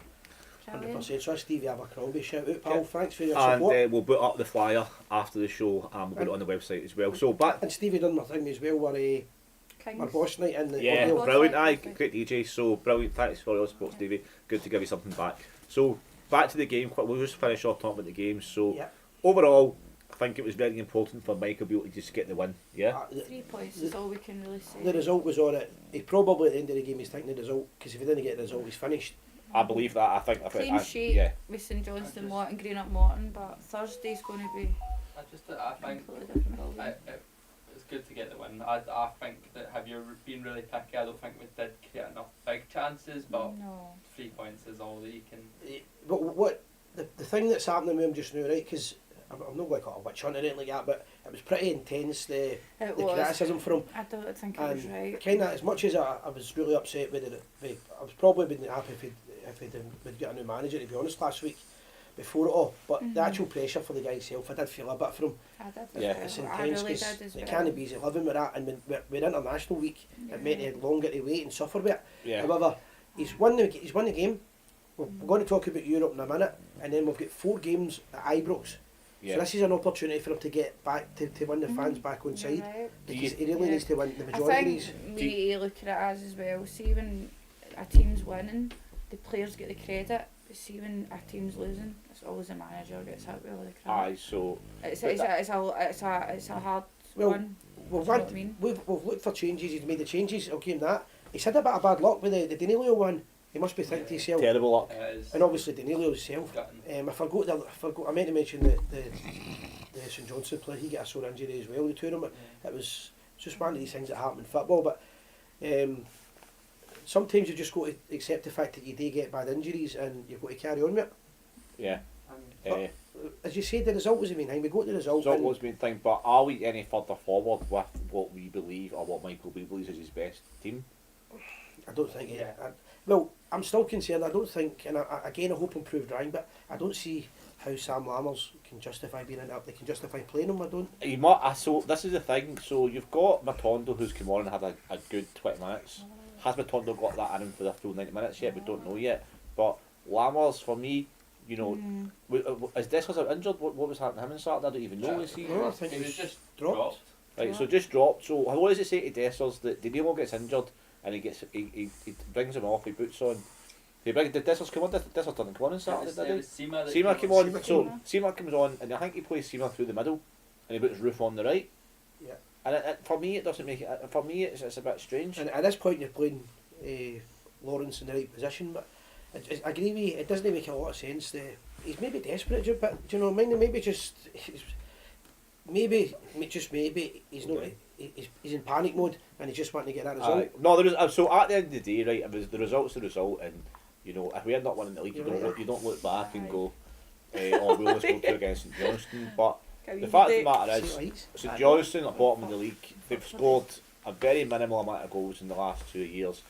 They're probably favourites to get relegated, and we did make relatively hard work off it. But that said, A win's a win. a win's a win. We got the 3 points, and I think it was important for Beale because if we don't win that game, I do believe he's out of job. I think that. Do you think it's, so? Somebody's actually asked, that's one of the questions. Do you Right. think Michael Beale is only one game away from the sack? It depends the game, because I think if we were to go out and lose to Betis, I think the reaction would be bad, Yeah. but I don't think it would be Sackable. Yeah. But if we were to go out and lose to Motherwell at the weekend, definitely. Yeah.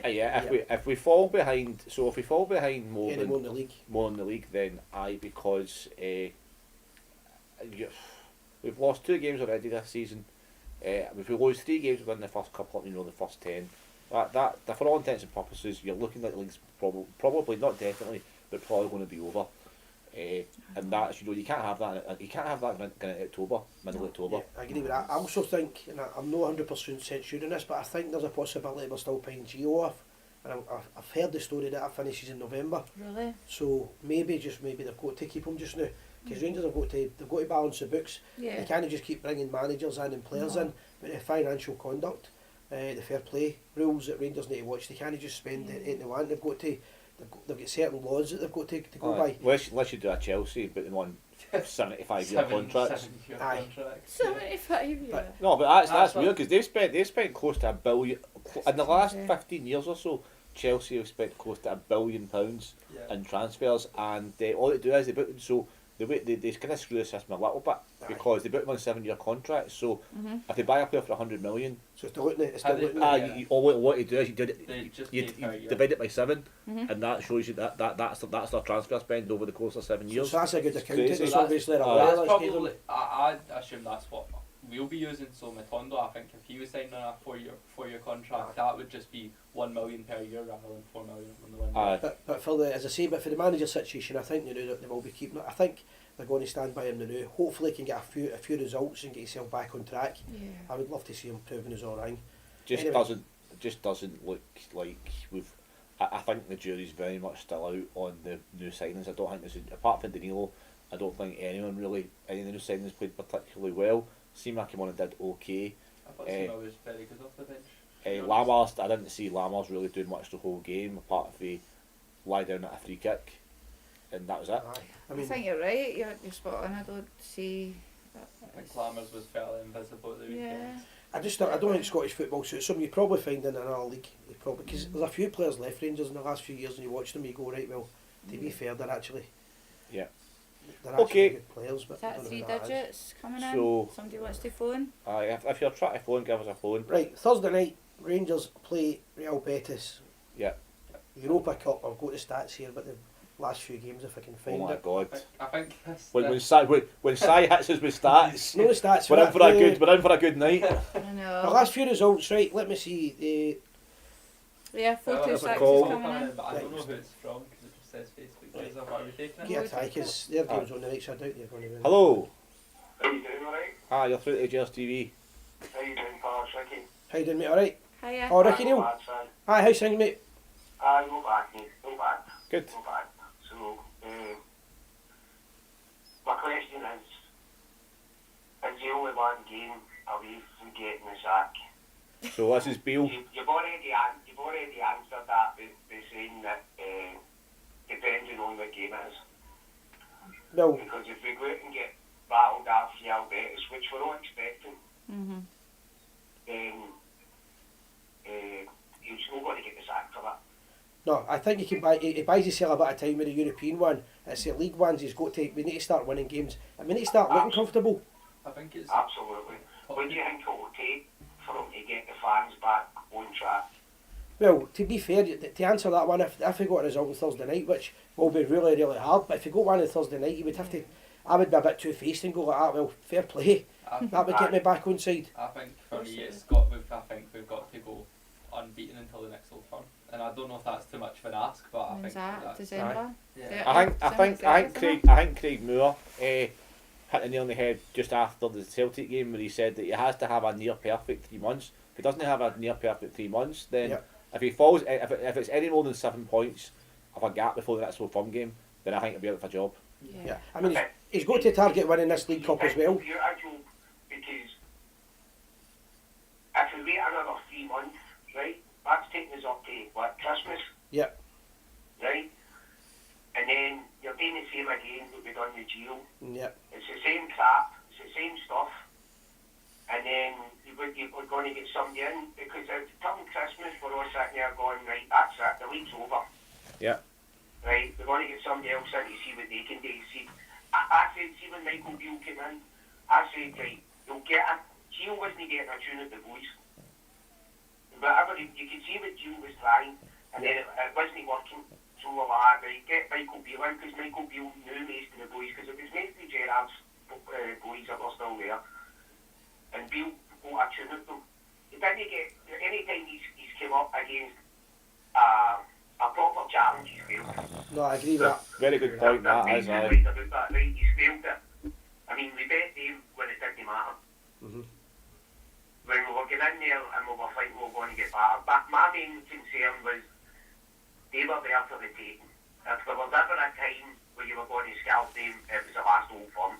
I agree with that. Everybody's seen their defence was woeful, the way the boys had the two back centre halves were panicking on the ball, absolutely panicking, and not once did we press them. We allowed them to come on to you. For the first 10 minutes when we scored that goal, it was our side. It looked as if they were up for it. How they went and crawled into that wee hole, I've not got a clue. But they crumbled, and they allowed Celtic to hit the ball. There was no dominance in the midfield. We watched the game. McGeady get a free rein. McGeady would get a free rein in the whole game, the whole Old Firm game. McGregor. Sorry, McGregor, and I'm getting Aye. mixed up. They're on the same team. Every Celtic supporter I spoke to thought they were getting a doing. Aye. People were going Yeah. to get a doing, and they never pressed them. Well, I agree with you. We don't know the reasons why. If it was Beale that set them up, if it was Beale that was telling them, right, God back here. But if I was like Tabernier's been on a few scalpings, so he was that frame. You'd be sitting in that dressing room going, you know what, I'm fed up getting battered that favourite super turn, let's go and just do it. But there doesn't seem to be any leadership that way. Somebody just grab the dressing room and go, right, yeah, this is what's happening here. Aye, they're all good. They're all good guys. There's nobody in there you would say has got a proper leadership qualities. That's a big thing. But Beale knew that in the summer. He knew that he needed these guys. So what do we do? Do we get rid of him and then get somebody else, or do we keep him to the end of the season? I think Rangers in the back. Depending if we're post the week, right? If we're post the week before Christmas, are we better off getting rid of him then and getting somebody else in? I think they'll be looking at a contingency plan now. I think they'll be looking at somebody else, and I think Michael Beale will know that because it happened with Gio, so he's no daft. Aye. Remember Michael Bean was up at the Loudon Tavern having a That's what I'm saying. pint just when Gio was under pressure, so he'll be aware of that. He did that himself, so he'll know what it's like. He's no daft. But what do you think? I think it's Ricky. Do you think he's one game away for the sack? I agree with you. I agree with you. He is one game away from the sack. But if say he goes out on Thursday and it's another scalping, I'll bet it take 5 after his right. Aye. You go to sack him. Right, and get somebody in quick. Aye, no, I know where you're coming from. Because this week, right, even though we've only got the players have played, what, 5 games in the league or something, is it as much as that, 4 or 5 games? It's 5. I think it's played 5 and lost 2. Right, so that league still, Winnable. It's early doors, aye. they can still save it, do you know what I mean? Aye, definitely. Aye. Celtic aren't great. That's the saving grace for us, you know, is it? They're not that great. They've got rid of, if he wanted to get rid of that Jota, they didn't get anybody to replace him. Aye, I was surprised at that, to be fair. Their playmakers and that are non-existent. Mm-hmm. Their centre halves are injured. But- So they're Yeah. going to drop their points. You can see it when they played at the weekend. You're right, they won 3-0, but 3 goals in what, 5 minutes or something. They scored 3 goals in 10 minutes. Aye. Yeah. There was 3 consecutive goals in the second half. Aye, no, I know their supporters weren't happy according to the media as well, so they're not doing too great. And I don't know how they're doing now. I know they're playing tonight in Rotterdam. They'll probably get a doing and all the night. So, aye, it's all about, we need to get our house in order. We need to get Rangers playing back to the way that we think we can. Absolutely. I think if we were going to get rid of him, we should get rid of him in the international break, yeah. Aye, I'm thinking they maybe can't afford to. Aye. And probably that's to do with it as well. Who? Is everybody pressing panic buttons? Are we just flapping? Or because these boys, they don't know what it's like to play for it. They've never played for a club like Rangers in their life. Aye, I think you're right. Ricky, I think you're a wee bit right there, but see after when the final whistle went, Ibrox and Old Firm game, see I thought the players looked a bit shocked when they get the booed. Yeah. They did, I don't think they expected it. They were shocked because they weren't expecting that. Oh, I was unlucky. We only get beat 1-0. Aye. Aye. That was a wake-up call to them going, here, hold on a minute, that isn't good enough. What? Losers But- mentality. What, 2 games have probably sent themselves when you go to other teams. And That's not bad. Aye. If we lose 4 games, we're alright, we're still doing well. If we lose 5 games, or whatever, do you know what I mean? I think they're absolutely You're spot spot on on. with that. However, If you look at Gerrard going down to Aston Villa, for example, he can get away he with it. wasn't expected to get into the top 10. So if they get beat, if he won a few games, that would have been known as a success or a good season or whatever. And it's different up here. Up here, if you lose 2 games, it's a catastrophe, However- especially so close. However, Aye. these players, it's alright saying that they're not used to it. They've had 2 weeks to get it drummed into them. They've had the shell shock. They've got to react now. They've got the fans want a big performance. Absolutely. I think was Gio wasn't given that money. I was talking to one of the boys in the work and all about it, and we were talking about the booing and stuff. We have no ban for booing near them, because I pay my money to go and support them. I didn't boo Pay my myself. money I to didn't. be against them. That's my opinion. However, for that, the way the Rangers fans tumbling, that we'll get worse treatment than what Paul would win, in my opinion. I was a wee bit shocked at it. I could understand why they booed, but I was a bit shocked at the reaction. I totally get it. 100%. I'm not saying it's right, but just in my opinion, I don't get that. Did you boo? I didn't. So I think what you'll find is that every single Rangers fan that's just going to say the line, I didn't boo, but everyone else did. You're I- entitled to boo. You what? You I do? think. Listen, you're entitled to pay your money, you're entitled to boo. I think they've been a good point there. I don't know if you all heard it, but Gio, Gio didn't get as much money as Beale has. So the board obviously have bought into Beale's plan Exactly. because they've given him the resources. He's got rid of 5 or 6 stalwarts of the Rangers team. Yep. Morelos and Kenny. He's made some big decisions, and the board have backed him with that and given the money. So the board have backed. I think the board have backed themselves into a corner a little bit. They need to give him more time. I agree with you. Yeah, I think so as well. Absolutely. That's what See, I'm another thinking. thing is, you look at the Dutch market, right? We've seen boys for Feyenoord and PSV and stuff. Gio never signed one Dutch player. Aye. That was the strange. story was the rumour was that he wasn't signing any of the players, wasn't it? We thought that Ross Wilson was signing the players still. So it was Ross Wilson, and then, so, I don't know, man. Because the Dutch are famous for that. Because you can some of the boys that you see, I mean, maybe he looks a bit of a player, so he does. Yeah. Unlucky for what a goal he scored, man, he put his head in there, but unlucky coming out with the injury, especially he was looked like one of the ones that was trying to give a response. But you're right, Danilo did look up for it, and I think Danilo stays on the park. He scores a hat-trick on Saturday, but unfortunately he was injured, unfortunately, as we all know. That's football. You look at Seamer as well, you can see there's a bit of a player there as well. You can see the new boys that have come in.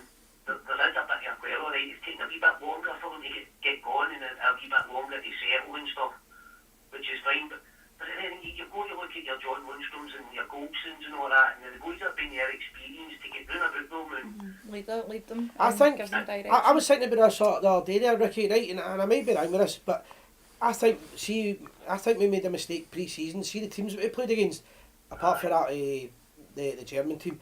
I think we should have played easier teams if you're going to bring so many strikers in, and games that we could have basically hammered them with and let the players settle in quicker. Did Michael Beale not come out? I'm sure Michael Beale came out himself and said that he chose it because he wanted to play these games. But it's maybe backfired on us a wee bit. I know. I can see his point there in playing better games, because you're going to play the Champions League qualifiers there, we're going to play PSG, you want to go and scale a blow for Queen's Park with 10-0 or something. I get that as well. I don't know. It's not really building their confidence, is it? Nah. You're giving them the wrong view of what we're all about. Aye, you're probably right. But listen, great call, mate. Great call. No worries, man. No worries. Thanks, The Ricky. show's brilliant, man. So Cheers. Thank you. Thank you. We are the people. We are the people. Right. Cheers. You take care. You too. Thank you very much. There you go, fantastic call. He seems sound as. Aye, well, Okay. How do you know Ricky? he knows his football. The thing is as well, even if you don't agree with somebody or whatever else, he's got some good points here because Definitely, yeah. the fans... It's come a long way since you left that Bianca. Oh my god. I think the fans are still talking about what's going to happen to the manager. The weekend, they kind of peopled over the cracks. I think he's right with that. Just so we've got a wee comment there from John Cooper, and everyone's entitled to their opinion. So you wrote leave the manager alone. I think when you're a fan of Rangers, you know, whether you're watching the telly or you go to the games or you listen to the radio, whatever you do, you're entitled to your opinion. You're entitled to question things. What kind of world would it be if we're not allowed to question or engage in conversation? No, Michael Beale knows that as well. But I've stated the fact that I hope he proves me right. 100%. I like the guy. I want him to stay, being honest now. I still think there's... Honestly, my personal opinion is that I want him to leave and I want him to be replaced, but I know what he's capable of as a manager and a tactician. He won us an invincible league title. I mean, you can say it was under Gerrard, but he was part of the coaching team as well. Yeah. And he's got that winning mentality, and you can tell that he loves the club as well. I Exactly. mean, that's certainly, That's quite a certainly lot. not personal, innit? I There's would no love him to doubt. prove his all right. And It's a results business. But one of the biggest cliches in the book, but it's a results driven business. And if we're 12 points behind, if we know, don't our talk about it, rivals, people will ask why we don't talk about exactly. If we are 12 points behind Celtic in a few weeks' time, which I don't think we will be for a second, but if we are, then what do you do? What You are just- your thoughts on Thursday? it. Well, that's what I was going to talk Aye. about. So big European game. It's going to be an absolutely special atmosphere. The last time we played in Europa League, we obviously got to the final. We So did, yeah. I think we can be positive. I think I still maintain that over the last few years we could be playing absolute mince in the league. We could be getting beat right, left, and centre of Some draw of these games. players might be suited to the But European. yeah, but think- something like Lammers, for example, might be. Oh. But I So- think a big game at home is always a special occasion. I'm looking forward to it. What would they know about Real Betis? I don't know much about them. Look, a good manager. I've got some of the results. So they beat Villarreal 2-1. Drew not each with Atletico Madrid, and then they played Madrid again, and it was 4-2 to Madrid. They won 1-0 against Rio Vallecano, and Barcelona at the weekend beat them 5-0. So they're not exactly firing on all cylinders, to be fair, but there will be Spanish teams in the Spanish league. There'll be a quality opposition. I Yeah. think that they're an incredibly well set up team, Yeah. but I think that our plan going into the weekend is they are going to have to play their third choice keeper through injury, Really? so we need to just fire shots at that goalie and test them out. And let's hope he keeps raining, Aye, and because the foreigners can't play in the rain. Aye, and let's hope that if let's hope that we start with strikers, they can maybe shoot on target or an open goal. Well, So your theory is great, You're asking Lewis, and too much. I'm all for your theory, and it sounds great in theory, but No, I think that on these European nights it's different for the League Cup, different for the Scottish Cup, different for the league. We forget everything else. We tend to and play better. We tend to play better, actually, and yeah. Well, I think the other thing was we've discussed this a few times. The teams give it a different approach as well. Yeah. They don't 10 men behind the ball. They don't do Yeah. that. So that seems to suit Rangers. It definitely seems to suit Rangers. But what I will say, and just I remembered last night, Mark Dingwall sent me a video about no one of his normal videos. I hate that phrase. He sent me a video where Kolak scored a great goal. Yeah, Really good goal, well taken. For Parma, isn't For it? Parma. Yeah. So what I would say is Thursday night, any chances that we get, any open goals or anything like that, we need to take them. We can't see this unlucky, nearly, we can't beat a nearly team. If they get opportunities, the strikers must put the ball in the net. That's what was instrumental in our Europa League final run, was when we got a chance, we took that We took chance. We did not leave, we did not miss big chances. And that can change that. The atmosphere can go for good to tremendous. We're just getting that goal early. I think the atmosphere is going to be so important at this game, because I think one of the big things is I think Leipzig at home, the fans were incredible. That's one of the best Probably the best atmospheres I've ever experienced. It was the whistling when they were on the ball, and I think that really unsettled them. So that sort of atmosphere, a Europa League night at Ibrox it's loud. So I think we just need to. Some of these players won't have experienced that. They would have experienced it at PSV, but I think that we can bring it up another level. Well, let's hope that the 5-0 drubbing, I'm assuming it's a drubbing. I never watched the Barcelona game, but let's hope that's obviously knocked their confidence off a wee bit as well. That's it, yeah. And they're coming to travel with. Who have they got at the weekend? I think they've got. I'm trying to remember. I think they might have a big game at the weekend as well. They've got a good man. I believe that their manager is Pellegrini. Don't ask me to pronounce a manager that doesn't not. Sounds like the sandwich I ate this morning. Sounds like Used to manage City, didn't he? I used to manage Manchester City. So Man City keeps sometimes Breaking City. Coventry City. No, so the ex-Man City manager, so he obviously knows what he's doing. So he knows what he's doing, and he'll have a game plan. But I think I think we're slight favourites given our history in the last few years in Europa League, and if we don't go in, we just got to go in believing ourselves. I think if Rangers can come out here without losing the game on Thursday night, it sets us up quite well in the group stages. But also it takes a bit of pressure off the manager as well. Yeah. This is probably our hardest game, although it's our hardest home game. They're probably the best team in it. I think it's probably our biggest game. Depending on how we react. It's the first game, and it's the must win. I feel like it's what's going to separate us from the top and second place. So I mean, if they can get a result Thursday night, that would be outstanding. That would set them up. But I wouldn't be too upset if we get a draw. To be fair, Comment here for Duncan Cameron saying we need to start supporting Michael Beale. The criticism is way off the scale.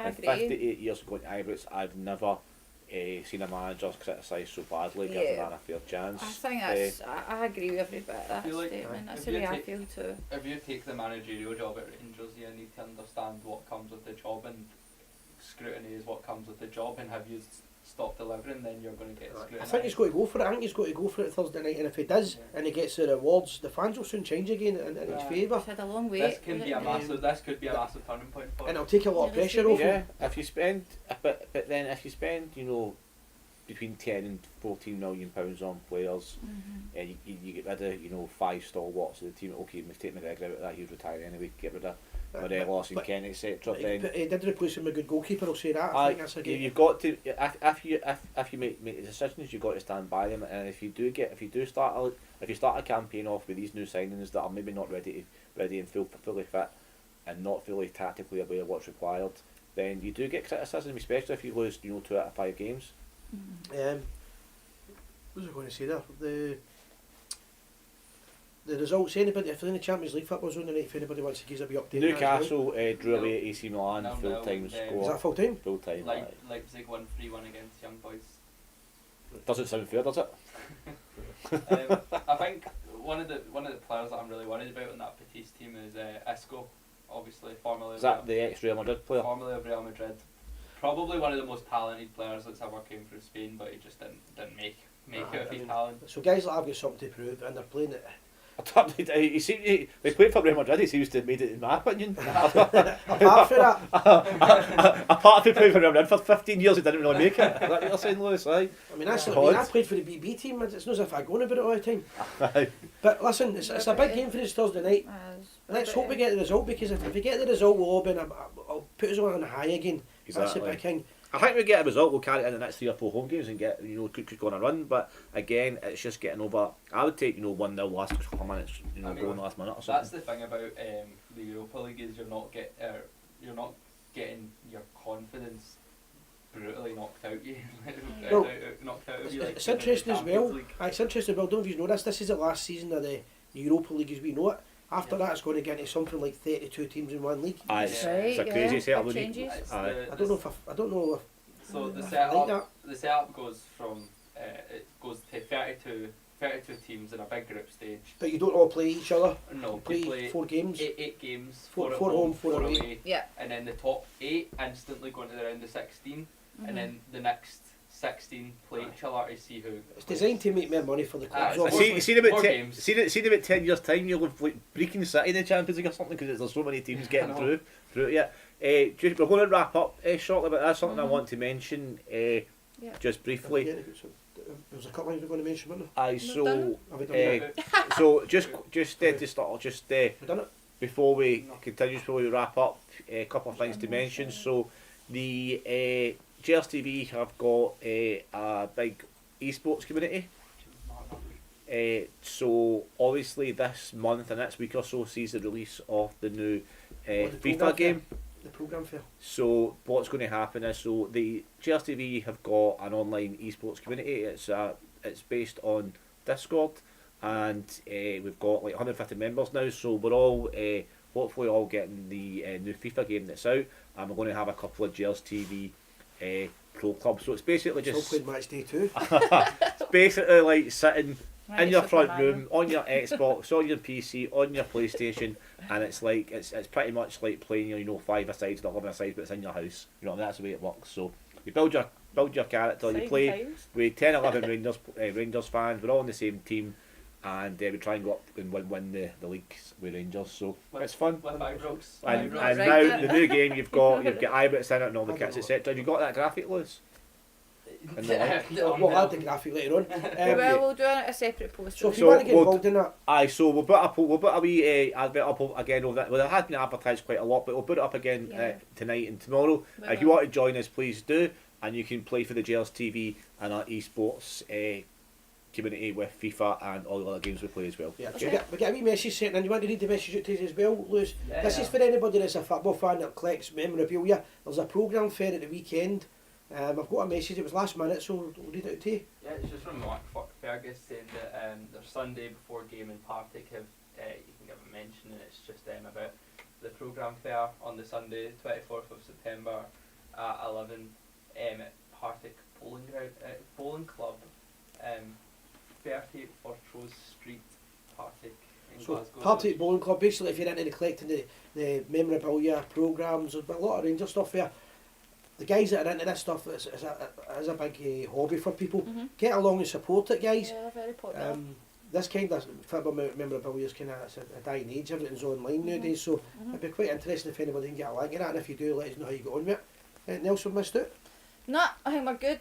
Okay, just before I finish, tonight's show dedicated to the Rangers legend that passed away, Ronnie McKinnon. Yep. Passed away yesterday. We're thoughts are with Ronnie's family. I believe he was living up in Stornoway. I met him up there a few years ago. My thoughts are with him and his family and everybody that knew him. Yep. Yeah, absolutely fantastic player, and won lots of trophies and played over 500 games, I think, for Rangers, didn't he? Big player in the 70s, Yep. Okay, so as Mark Aitken has said, there's Gers TV's next week. Thanks, Mark, as ever. We might get a wee show on Thursday. Yeah, we before are the going game. to do that because I'm going. There's no, you've been looking for Neil for weeks. Hi Neil! Where's my info? So, absolutely fantastic show. Thanks everyone for watching. We hope and pray, and I'm sure we all believe Rangers are going to win on Thursday night. Yeah. Until then, always remember, we are The people.